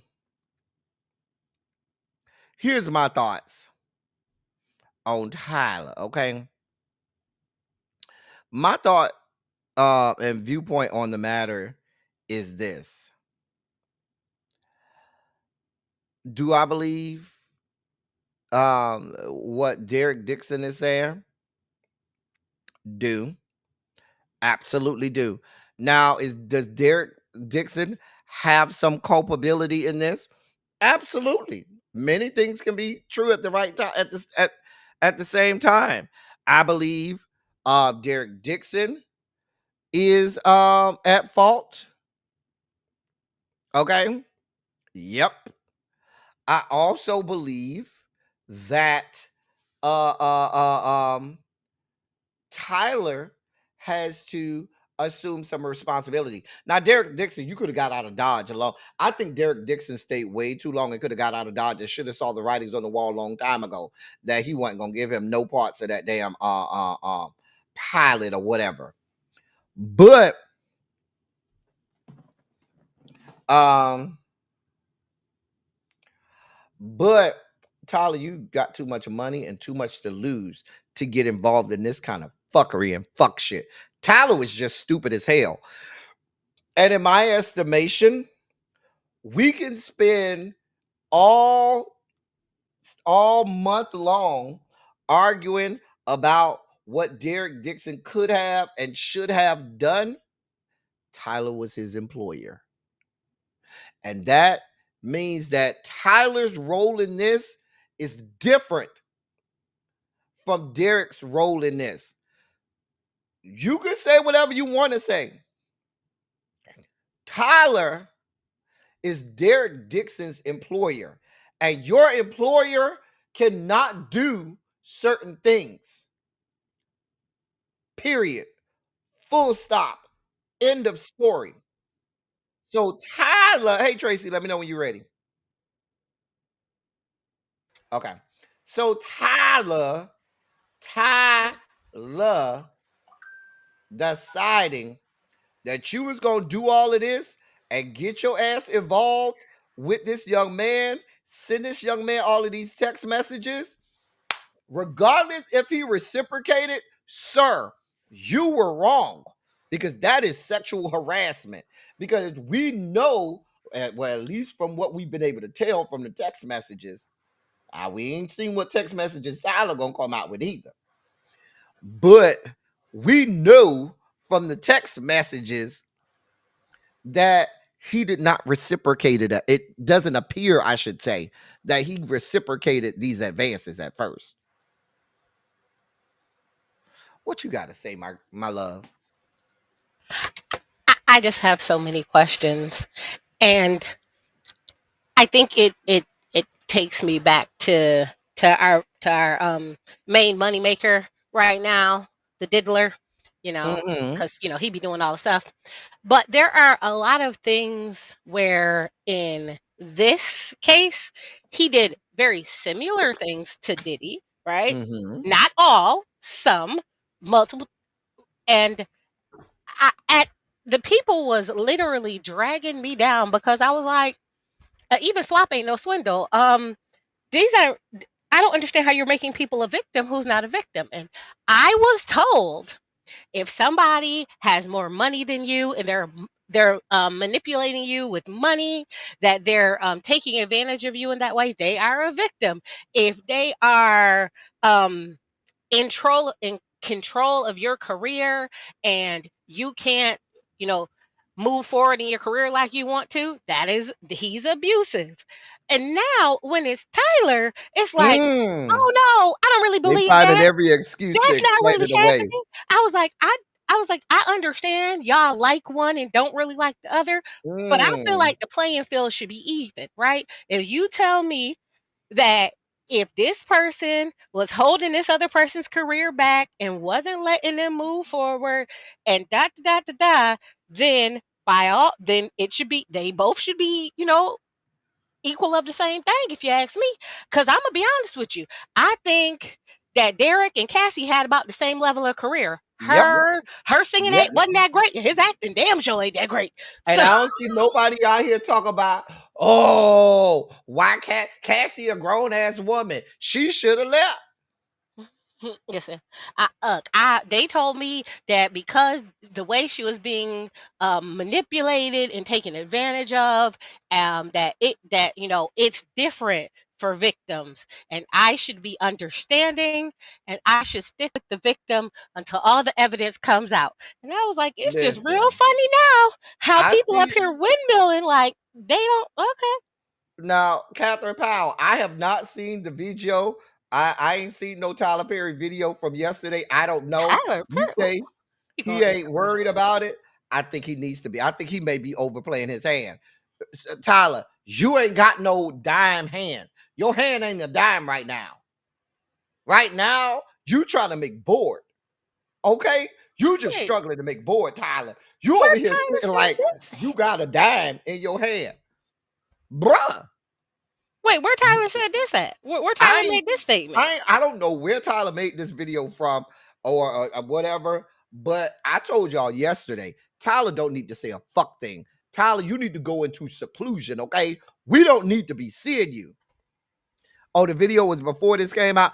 Oh, okay. I was about to say, because I was like, you need to be in seclusion, sir. Sir, you need to be lawyered up. You not a goddamn word need to come out of your mouth. Every word should come out of the mouth of your attorneys. Listen, I'm just saying. They was like, oh well, Diddy has multiple victims and he can only have one. I was like, y'all remember that boy Christian? Oh yeah, what was that, about a year and some change ago when he came out and he said very similar things and then was like, But oh, but he's being but manipulated and here's the deal. controlled. And I think Christian took his little payout. Like he made that Mhm. video. We He know did what happened. enough. Look, he did enough to be Christian like, bring me Christian my was coin. smart. Christian wanted money, so Christian put that thing out there to let him know, bitch, don't fuck off. And Tyler said, no problem. Here you go. Now, here's the deal. I think a similar situation behind the scenes happened with Tyler and Derek. Tyler looking at Derek, oh, you just some little white boy, and said, I ain't got to worry about the little white boy. Whereas Christian being black and went to social media first, and he was like, yeah, let me pay him off. Tyler, you better pay this man off because the implications of this, if this goes to trial, regardless of the verdict or the outcome of the trial, you are tainted Mhm. with a lot of the people you want to do business with. You have a whole empire that could come crashing down. I'm just saying, Thomas And Dexter has a lot of stuff going on. And you see, he done stepped down. That's your boy, now, Thomas Thomas Dexter. Dexter gone. Thomas Dexter stepping down. I'm just saying. Listen, you know the people more so than Tyler, whose names y'all may not know that well, but they are gravely concerned and they are so entrenched in everything Tyler Perry does. The RYM brothers. Look them up. This is their last name. Their last name is RYM. Everything Tyler Perry does, everything Tyler Perry Studios, every production he has, I promise you, you're going to see the RYM brothers name mentioned on it. I promise you. Every single, go look at any credits. You're going to see one, if not both of the brothers on there. They've been in the game with Tyler going way back before anybody saw it for Tyler, and he's carried them with him, and they are so entrenched. I believe they are of Middle Eastern descent, I believe, if I'm not Oh yeah, mistaken. looks like they got a studio right there with Tyler. Right there with Mhm. Tyler. They go look at anything with Tyler Perry credits. I promise you, you'll see both of the Arayu brothers in it. And they got to be shitting bricks right now because that's the cash cow for them. I will say this. So he did the workman's like lawsuit in 2024. So before he did this one, he filed another lawsuit in 2024. So it's not like he didn't Tyler didn't know what was Why he coming. said he did the EEOC Yep, he situation. he did. So it's not like Tyler didn't know it was coming. So what that tells me is, and this is what I've been saying, when people, and I'm sorry, let me put the hall monitors in the chat, Harold and stuff. Y'all post the link every so often in case somebody come in and want to come up and add their own commentary. Chef Don, I'm surprised you didn't click the link yet because you had a lot to say this morning, and now that me and Tracy is up here, you all quiet because we need you to come up here, sir, and say it with your chest, Chef Don. Me and Tracy was in Chef Don chat earlier today when he was live. We need you to come up here and say it with your chest. Listen, I tussle with Don for fun. I know he be tired of me. I know he be tired of me because I just be having questions on how the double standards work. Because people drug me for filth. Because I was like, I'm sorry, even swap ain't no swindle. How is that? How is that? I was like, oh, and then people was like, oh, prostitution. I was like, I'm sorry. If you choose to sell your body, to me, that's your business. That ain't got nothing to do with me. The government just mad that they can't figure out how to tax you. If they could figure out how to tax you, baby, it would be legal. The same way marijuana wasn't legal, but they figured out how to tax it, and now it is. So guess what? Listen, That's in the same way that y'all telling me this Derek cat should have got out of there, I'm gonna say the same thing for Cassie. Why Cassie ain't get out of there? forget. She was Okay, a grown fine. woman. Let's not take Cassie. Y'all, because they be like, oh, Cassie, too far, too far. Okay, well, what about Mia? What about Oh my God, what the heck is that? What is that girl Daphne name? or whatever the girl Oh yeah, name. that one too. But no, where's the other one? It's the assistant who said that the very first day Capricorn. Capricorn. So help me with that one. Help me with that one. I'm just trying to make it equitable. I just want us all to be on the same playing field. Hey, Chef Don. Hey, girl, hey. Oh, you still on mute. Let us know when you're ready. But watch you come up here and say my shit ghetto. I can say that while he's still on mute. Anyway, but I agree with you wholeheartedly, Tracy. And my thing about it is this. I told you he was gonna call my shit ghetto. Look at him. Bro, this is ghetto. Hell, I did not tell you he was gonna say This my is shit was so ghetto. ghetto. Why did I Not gotta Bert and go through Ernie. all this to get up here? This is ghetto. Not Bert and Ernie. I'm done with you. No, Not that you put Diddy and that woman up there. Anyway, my thing about it is this. These men, especially black men, they get a certain level of money, fame, and notoriety, and think that that comes with this autonomy or untouchable aura that they have about them, that money can get them out of everything and can buy them out of everything. We saw it with a whole bunch of people. We have a grocery list of black men that fell down that rabbit hole. We remember Tiger. We do. Remember, he wasn't even black. Let him tell it. He was Cablinasian. You had Bill Cosby. We saw him. He was telling us that black people, remember, we was too ghetto and shit and all of that stuff. We were lesser thans and beneath him and all of that shit. Because he thought he had his proximity to whiteness. Did he? Got a billionaire with a B. He feel like I'm a whole mob boss. Who the fuck gonna stop me? We got a president that got 34 felonies, convictions. So what the fuck? Who gonna stop me? And here we are. So I believe when that EEOC judgment came out, I believe Tyler thought oh shit, I got this. Ain't no problem. Get my lawyers on my fix. Because remember, Tracy kept saying he was getting his fixers. And remember, his fixers went to Tracy, you on mute. His fixers went to the boy Derek multiple times. He did say he was gonna fix it. Fix it, Jesus, fix it like you said Said you you would. would. I'm I'm just just saying.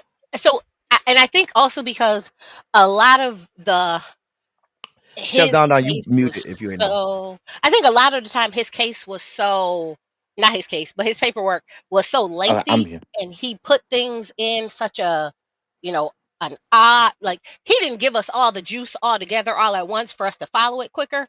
So, by the time you get to like, oh, he went line by line, year by year, thing by thing, and started putting stuff in. So by the time you got to the EEO like lawsuit, people checked out by then.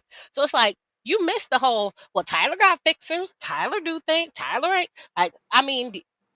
Yeah, he choked the boy or whatever.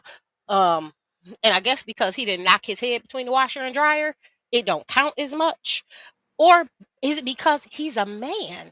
And that's sometimes what I wonder, is because we are more prone to believe the woman, believe the woman, believe the woman. Because it's a man, they are, reporting something like that is already hard enough. But then why don't we give him the same benefits of the doubt that we're supposed to give women? Like, Mm. like he should get them. I mean, if you got text messages and everything, you got enough for me to be like, okay, well, it's something. I, I gotta let him have it. No, And let's be clear. I want to say this, and Chef Donda, I want you to add your commentary too. Um, I think that many people, if you've never worked, I know somebody who's an actor, a good friend of mine is an actor. Um, and he'll tell you the stakes are a lot different for them. That industry is not like entertainment and acting is very different from other industries. It's not so easy to, it's so hard to get put onto anything, first of all, point blank, which is why a lot of them you hear about them, oh, I was a waitress or I worked at such and such, because they're just trying to make ends meet until they get whatever, startup or chance they get. And then when you get in, the nature of how it's built up, you make the wrong choices and make the wrong person upset, and you are blacklisted from now until Jesus come back, which could relegate you now being this 213 an hour waitress, yeah. until Christ comes back, or you trying to figure your life out somewhere else because you pissed off the wrong person. Because these people, the Harvey Weinsteins of the world and the Tyler Perrys of the world, are autonomous to a certain degree. Wait, isn't that what happened to Kevin Hart best friend? Remember Kevin Hart had said like, "Oh, my best friend had put out this X tape of me and this person when I cheated on my wife, and my best friend was wrong." And come to find out, he didn't put out this X tape of Kevin Hart with that lady, but he was an actor, and he said that he was getting steady gigs, steady things, and then Kevin basically said that he had did this to him, and people stopped hiring him for things, and now he's suing Kevin Hart saying, "Hey, you need to run me my coin because I was getting steady and constant work until you said that." So, I definitely can, when you look at it from that context, I definitely can see that somebody put the word out, put your name out there, and then you can't find So work. I only add that caveat to say, while we, most of us in our line of work, our boss try us with this foolishness like this. We've had excuse me. Oh no. Let me go to HR. Oh, HR ain't going to do me. I'm out of here. Let me go ahead and put this good 2 weeks and go sharpen up my resume and go somewhere else. Whereas industries like, acting and entertainment is so siloed in that industry and vertical, you don't piss off that one person, you done. And I think that was something that he had to consider. And when people say, well, why did he keep staying? Why did he keep going back? Why you keep entertaining it? It's fucking Tyler Perry, as big as you can get in my industry. Don Don, I done talked over you. Go ahead, sir. I don't have anything to say. No, I'm just kidding. Okay, so so listen, I said this earlier. Like, granted, I can't say what these people do and what they don't do. Like, I ain't there. I don't know. But I was under the impression that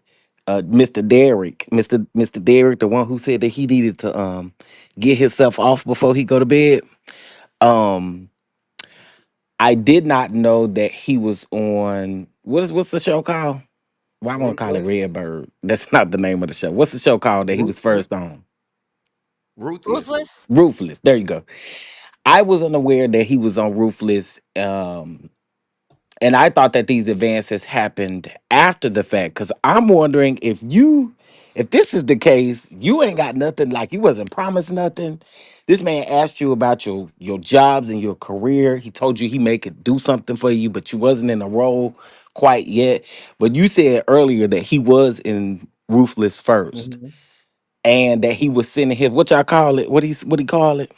His goons. I call them the goons, but what is it called? Fixers. His fixers out there. That's wrong. That's wrong all the way together. And I do agree that that is what keeps these people in these spaces with these high powerful or high profile people. Um, Tyler, my suggestion is to pay the man off too. Pay the man I his mean, money. that's my biggest suggestion here. Pay the man off. And I'm not saying that I don't believe the man. Some of his text messages don't make sense if I'm honest. But I said that earlier. Like, I'm not saying that I don't believe him, but my question was like, why was you sticking around if this man got in the first of all, I'm not stripping down to my drawers, and I don't know you. I don't know who is around in this house. You sure? S- Because Uncle I'm Jay said he was positive. stripped down to his drawers. Uncle Jay said it yesterday. Uncle Jay Oh, said, I'm not stripping down. I don't, when I go to Uncle Jay people said, house, here's I my ain't stripping down drawers. to my drawers for If nothing. I'm staying at somebody's house, I'm a stranger, like I don't got no extra clothes or nothing like I'm that. Girl, I sleeping in don't all care my if I got clothes. a 3-piece suit on. I listen, I'm not Only stripping thing I'm down to taking off, nothing. Chef Don Don, is my shoes. Cause you know you can't get a people on people couch or bed and shoes. I'm gonna take Can my shoes off, baby. That's it. That's can all I'm I taking say this off. as well? A settlement does not mean admission of guilt. It doesn't. And attorneys will tell you that all the time. It does It's not not mean an admission of guilt. officially, but in the court of public opinion, people Mm-hmm. don't know all of that. They gonna see it as an admission of guilt. The other thing about it is, if you let this go to court, Tyler, this is already toxic and way beyond the pale at this point. Because remember, when Diddy settled with Cassie, at that point, everything was changed. It was open season. It was all out there. Because remember, we didn't get that video at first. Mm-hmm. We didn't get that video until after Diddy had settled with Cassie. That opened That's up true. the feds to say, well, let's look into this. That opened because you're talking about actual real crimes. And now, even if he settles with him, Georgia's attorney general, or district attorney in that area could look into it. If stuff happened in California, they have open season. Like, you could open yourself, you've opened yourself up to so much, where even if you settle with him at this point, who's next? Because somebody else looking for a payday. Because we all can think of every Tyler Perry show and about some dude you was like, well, what happened to him? Well, how he got killed off already? Well, why he ain't never come back? And this points to exactly what Derek was saying was happening. Because he mentioned the fact that Tyler said, oh, that's why I just had them shoot at all of y'all. So if one of y'all don't act right, I could just get rid of y'all. A mess. Child Tyler, I don't know what to say to the people. I listen. What I do know is if you take it to court and you down there in that courtroom, I'll be live every day pressing my button, reading inner city press's tweets. Um, I just want y'all to know Tyler got a court date October 15th at 8:30 in the morning. So, if For y'all this? wanna. Yeah, for this. Oh, So they it's a tight responded. schedule. Nope, they haven't responded yet. They so he filed his thing. They assigned a judge. The judge assigned a case management date. So nope, they haven't put, and that's just today. They just did that. So they didn't give them like a set date that they have to respond. And I don't know what the response date is for California, because normally when you file, it's like a set date that you have to respond to, and I just don't know that for California. But yep. And also, y'all, like a settlement is a percentage of.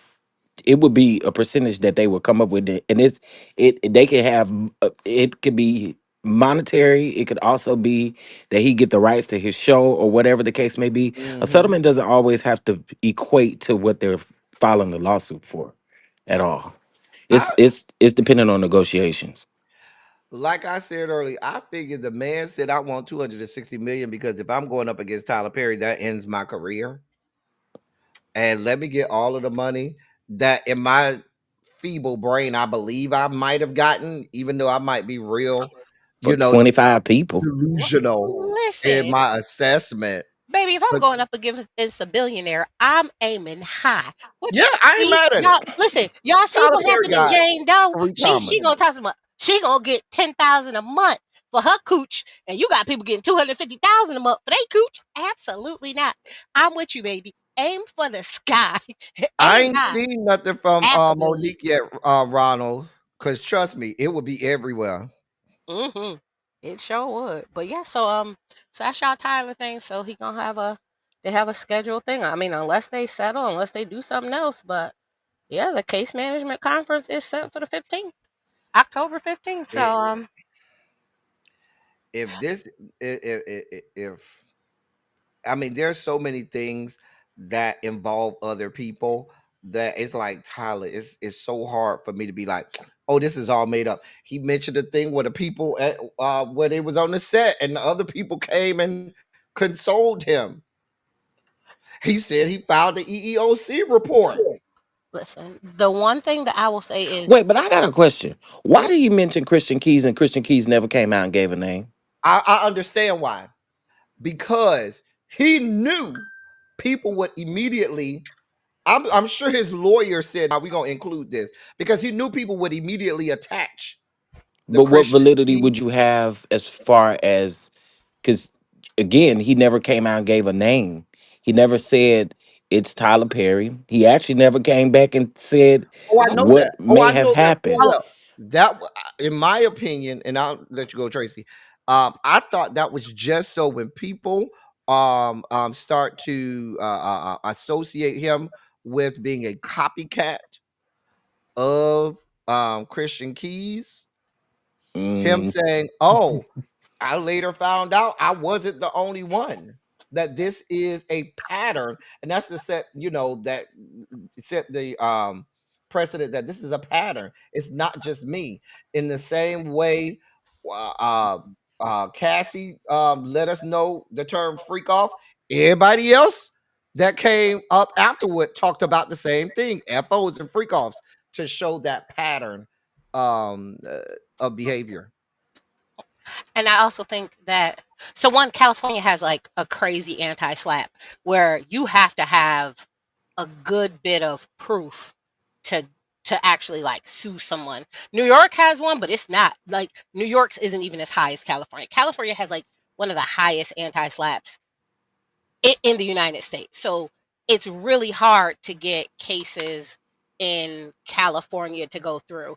I don't know. See, and we don't they follow heard them this stuff alabaster. going being ghetto.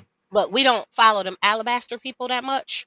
But oh, was it Garth Brooks? It's one of them country singers. He has a case where his former assistant, makeup artist, stylist person is suing him for very similar things. And theirs was originally filed under seal. They had to go through all this litigation for the judge to even say, okay, your anti slap is granted. You can now sue him publicly and put the name and everything else out there. So they do have like a precedent. They have things that they need to meet in California to be able to sue a celebrity, which is why I'm like, ooh, I there think might be a little more bones to this. And I do think he also included Christian because he was like, oh, yeah, I'm going to need to make sure that I give some names where you can associate what I'm telling you to what someone else has said. Even if they didn't say a name, you'll be able to kind of put two and two together. And I bet you, if worse comes to worse, oh, they're going to call Christian. They're going to be like, yeah, sir, I'm sorry.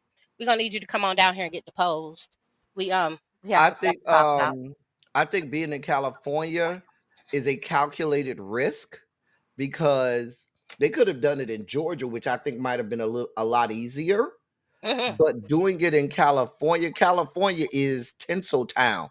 They're used to this type of shit. So their laws are much more stringent Hmm. in California because if I'm not mistaken, wasn't Harvey Weinstein's case in New York? Sure was. Yes. As opposed to in California. California, if they took the calculated risk to say, "Oh no, we're doing this in California," now it is a good risk to take because I believe, if I'm not mistaken, and I'll wait for one of my attorney friends to let me know better. I think California allows for more money to be given Sure in an does. adjudication, and Hmm. should you win, you can get a lot more money in California than you can in some other states, but the burden of proof, in California is higher, so that does raise the stakes for it. But Tyler, you out here buying people cars, bruh. Well, he always buying folk cars. Child.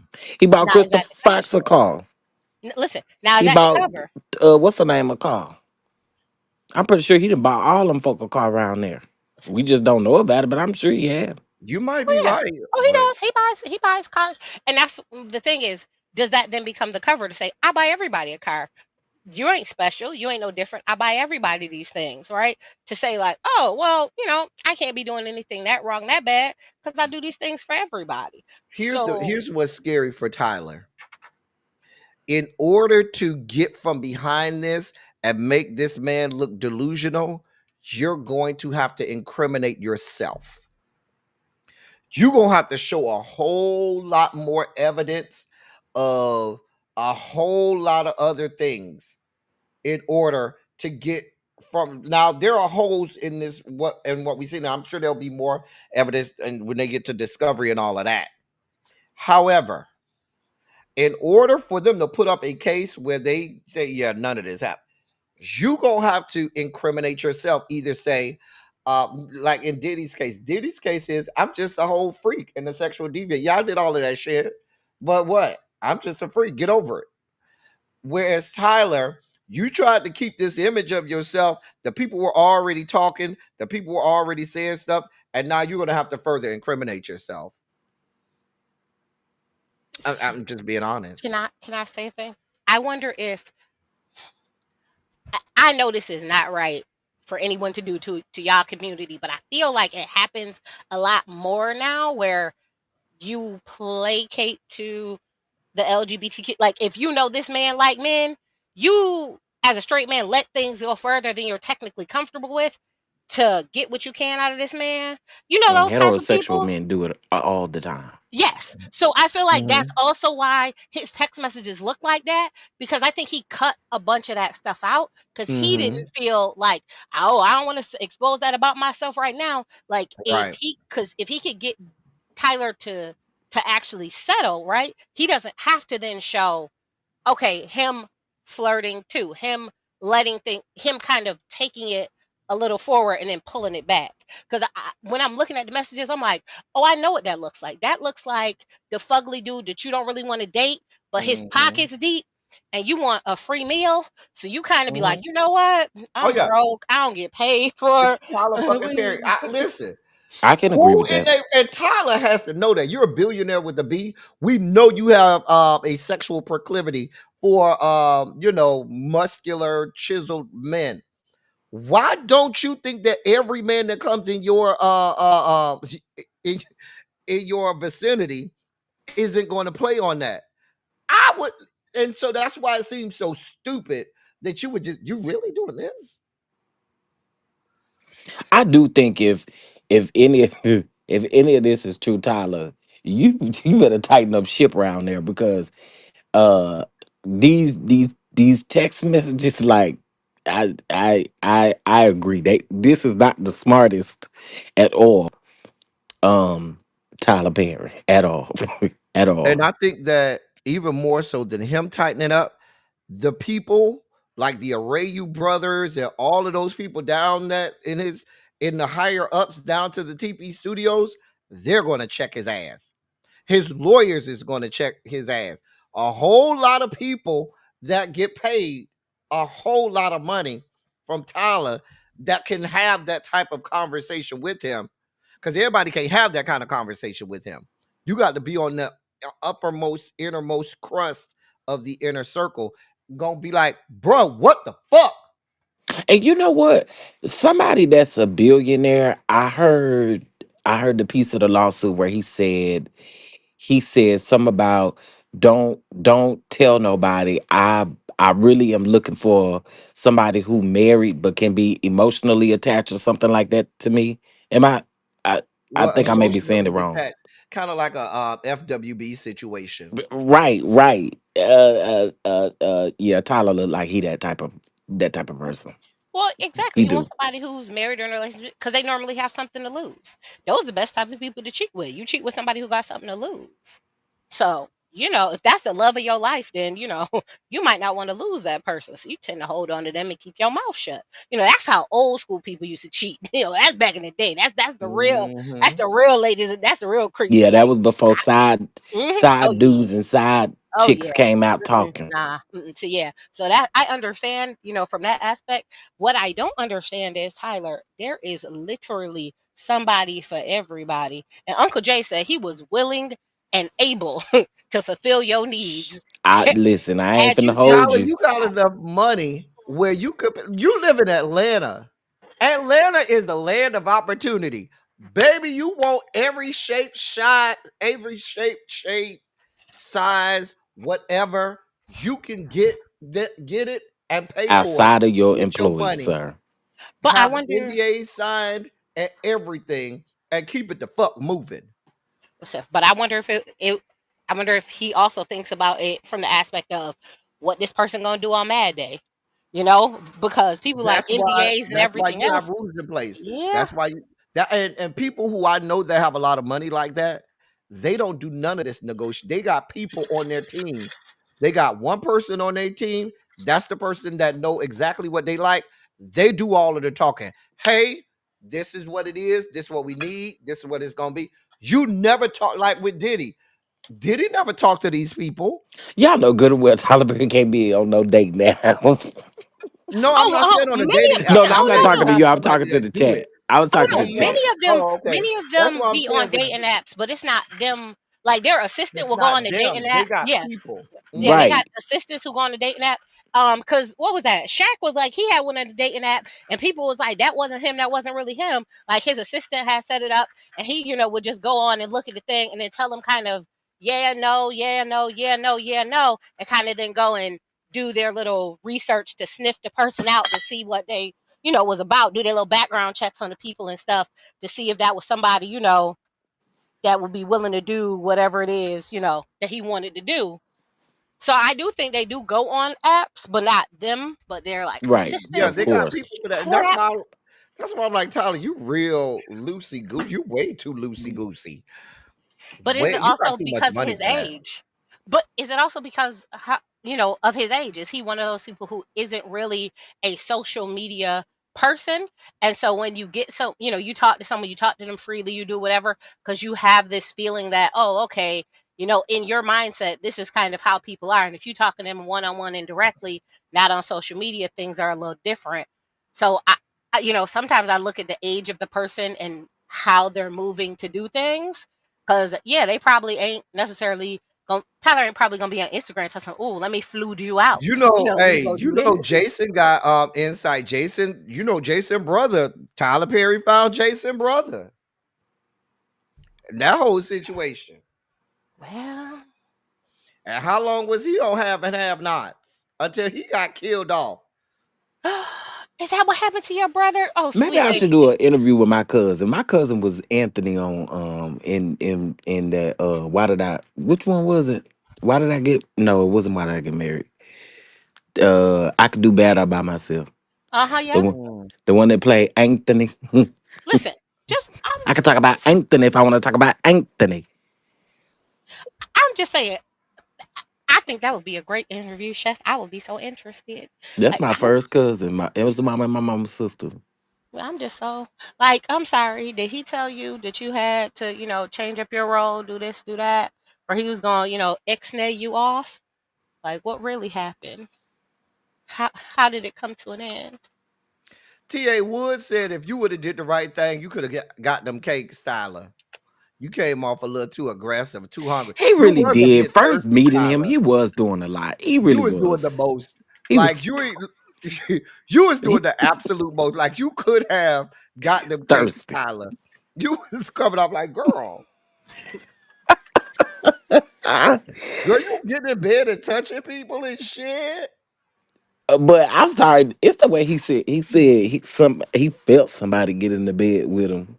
Sir, you didn't see him. Like you did. I'm I sorry. mean, maybe if you turn toward the wall, the lights out, and you like, okay, girl, I'm asleep. But did the man ever And leave the room? Is the question. I don't know. I know the time he went over there and went to the guest house, that he said none of the doors had locks except for the bathroom, and I had to go sleep on the bathroom floor because that Yeah. was the only door, that was the only room that locked, and I slept on that bitch all night because I didn't want that Girl, bitch I coming done in the called an room. Uber and went to the house. You playing? Child. Girl, he got you sleeping on the bathroom. Flo, honey, you ain't take a pillow in there. You could have took a pillow in there You could have and took a made you a pillow, a pallet. blanket. Took a couple of the little, pillow things off the couch and made you a little pallet and a blanket in there. I done did that before. I had the stomach virus. And with the stomach virus, it's coming out of everywhere. And I couldn't be that far from the bathroom. Baby, I made me a little pallet in this good bathroom, brought my computer in there. I said, because baby, when it's time I'm not going that far, I can't be running. I don't have no energy. Baby, I'm gonna be right here. And I was right there by the bathroom. Right there in the bathroom. Had to make me a Oh, little That's what pallet. I'm saying, Harold. You could have called Lyft or Uber. We going to the house. Mhm. see, Jason, that was all the confirmation I needed. Thank you very much. Yeah, Chef, get your cousin on, cause clearly there's more to this story. More to what store? So Oh, to Tyler Perry. Jason said this is Yeah. not the only man that has That's done why I this say with. it's so many, It's like Diddy so having many one freak people I'm off. thinking about from these shows. You be like, well, what happened to him? Well, what happened to him? And I know it Think about it. probably We was the ain't same seen none of situation. the what's the name cast in nothing else since then. Who? Um, we ain't seen none of the have and have nots cast in Oh, we ain't anything seen none of else. them. That's None probably of why. them. That's somebody put in your chat earlier. That's probably why Wyatt ass kept dying and then coming back. Because Wyatt Cry, look at the actor that plays Wyatt Cryer, and look at this guy. That's kind of a type for Tyler. I I can agree. get that That shit. even though yeah, and I don't even do white men, but Me the neither. dude that played the dude that's actually married to Tika something in real life that played Mm-hmm. Justin. I think Mm-hmm. he's an attractive white boy, and I think He the ain't dude never that really played grew up Wyatt, for me. all right, is attractive. Now I just left it at that though. Would I do anything with him? No, I don't like pink meat. You're right. I'm looking at Wyatt now. I'm like, oh yeah, they look like they could be brothers, cousins. Yeah, they look like they could be related.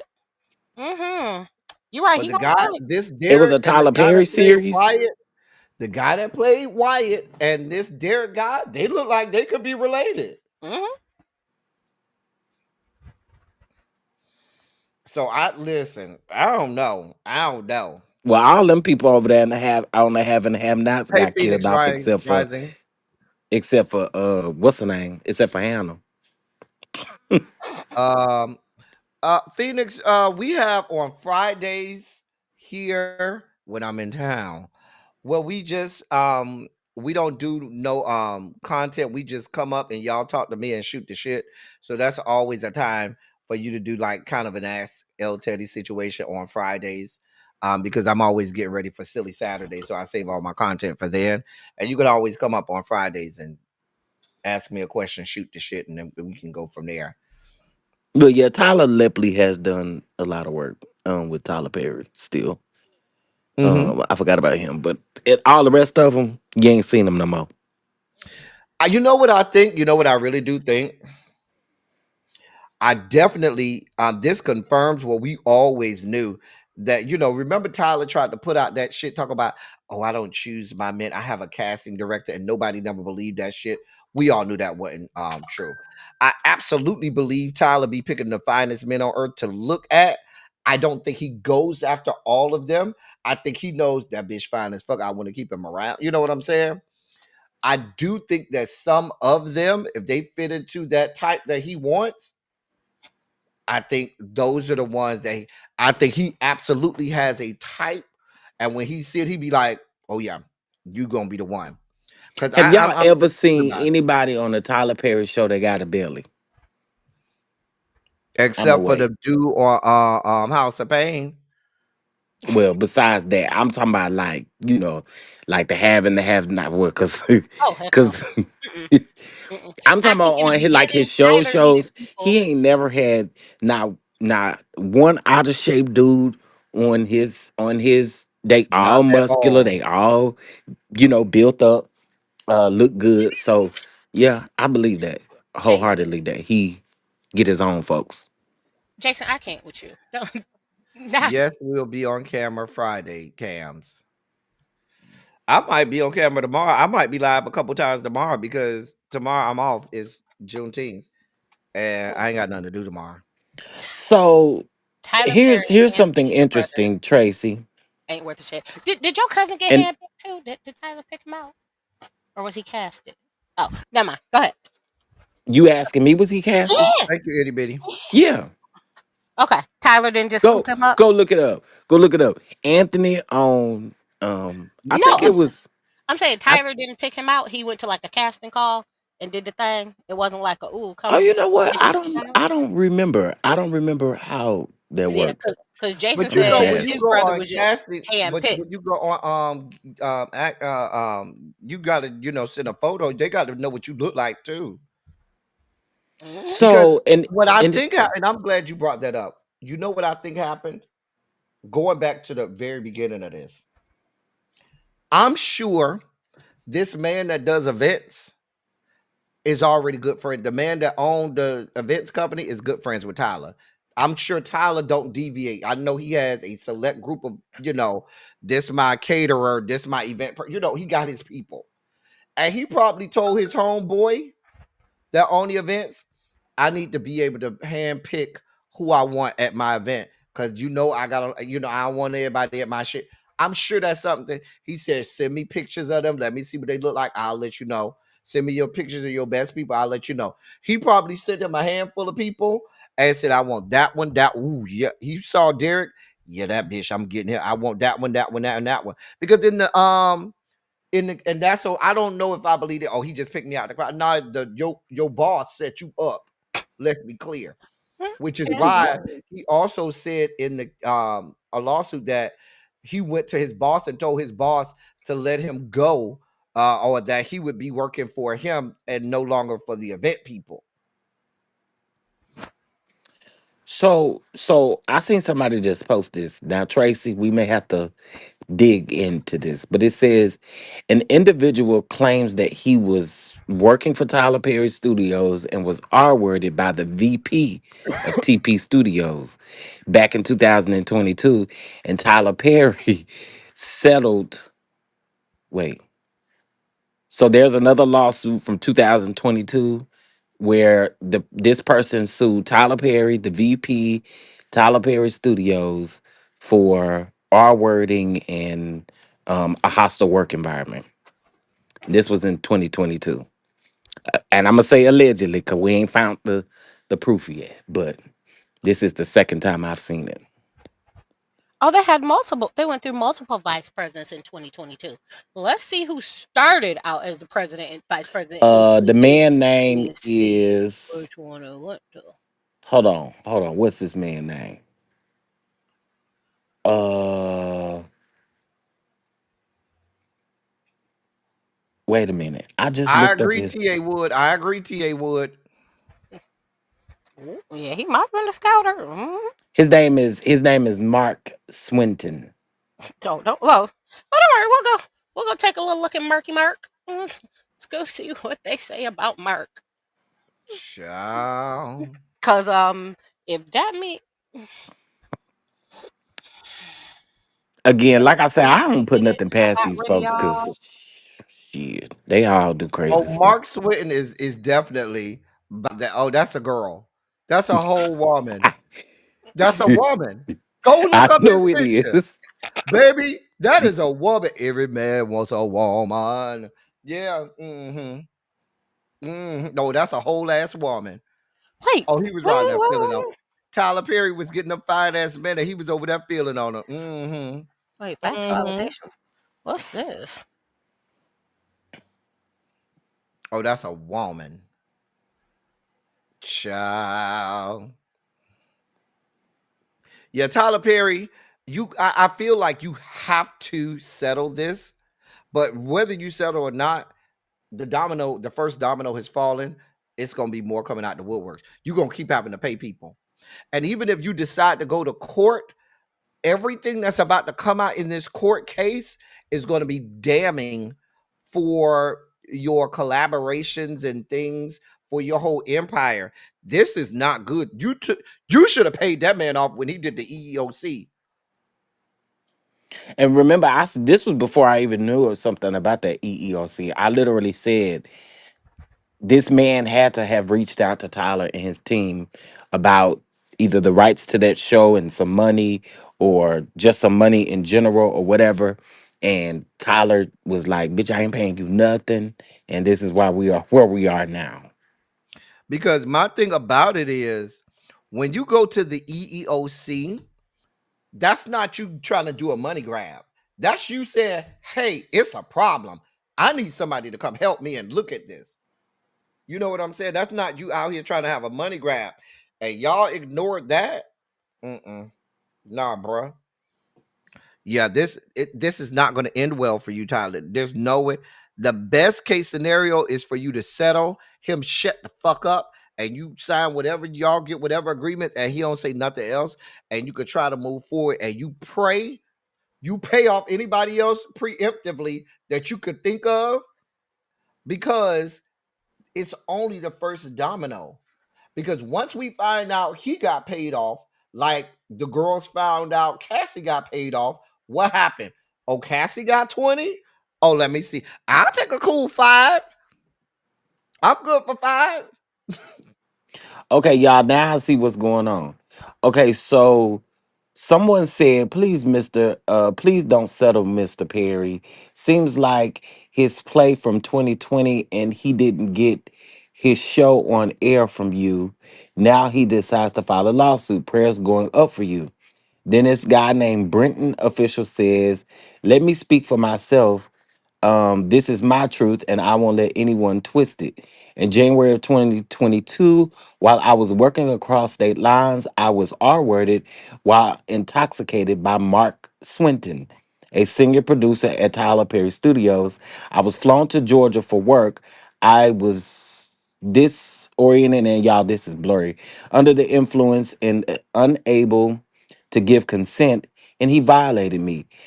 That is legal R word under Georgia law. And yes, Tyler Perry knew about it. He was, uh-oh, he was made aware of what was happening, him and his team to be exact. And instead of removing Mark Swinston from his position, he kept him he moved him to his main office. Again, he was fully aware of this. Um, and then I can't see the rest of it because there's a picture on top of it. But yeah. This is not going to end well. Like this is a threat level red DEFCON 5 situation. This is not going to end well. Oh, Casualties are Tyler. inevitable. You just need to try to minimize the casualties at this point. Tyler. Look, I'm You on better get Pacer right now. Look, I'm like, you let me find you this. better get you some ugly people and be working for them ugly people because ain't no reason, child. I mean, at this point, and we've been saying this about Tyler for years now. You're too vested in, you're too close to the situation. While you still this hands on, while you still this involved, you should be, for all your philanthropy and trying to help out people, you need to be helping people by getting other people around you so they could be doing all of this and you could just sit back and be the billionaire collecting money. And now we know why, because you needed to have close proximity to Derek and all of these other people. I don't know. I wasn't there. What Okay. what I do know is um we've been on here for 2.5 hours and I'm tired. I gotta go eat. I'm not gonna be on here for three Listen, and I'm a gonna half go hours make dinner tomorrow right now. Well, tonight. I just saw some What you made? cakes that just look What kind of real. cake? Real Oh, cakes or flesh cakes or yeah, flesh cakes. oh, you going to go eat? Hmm. Interesting. Let me go see what I can go eat. I'm just playing. I need some real food in my life. I ain't ate all day. Don't I worry, Chef. need I'll be there in the morning for when you read that 122 pages of Wendy. And I told you Yes. I was not reading all that in one day. Ain't it's gonna be read over amongst 4 days. I But I think only want to read it Jason, because that I depends want to on the clown jurisdiction. Kelvin. I think I could be wrong, The maybe it answer is is yes. federal. The answer is yes. Yes, it is. Yes, Oh. it is. Because that is how I said. I was like, I'm sorry. If that is the standard, then I'm sending Bay to prison. I'm telling y'all right now. The law is written so generally, so vague that you don't realize that what you're doing is actually I illegal. think he's trying to coerce Tyler into giving him some money. He's trying to get paid. I think that Tyler is wrong. I think Tyler absolutely has some culpability in this. But I think Mr. Dixon is trying to get paid. Mr. Dixon said, listen, you don't already stifled my whole career, baby, and I got all of this. Girl, let me get this good payday. Run me these good coins. So, And I wait, think, and I guarantee you, we gonna find out his people reached out to Tyler, and Tyler's people was like, fuck you. I ain't paying you shit. And they was like, oh, you not? Okay. so for criminal charges, the state of California would need to pick it up. Y'all think the state of California want to go after Tyler right now? Nope. You think right now with everything California Mm-mm. got going on is when they about to start tussling with Mm-mm. Tyler? I don't think their court system. I think their court system is a little busy, Yeah.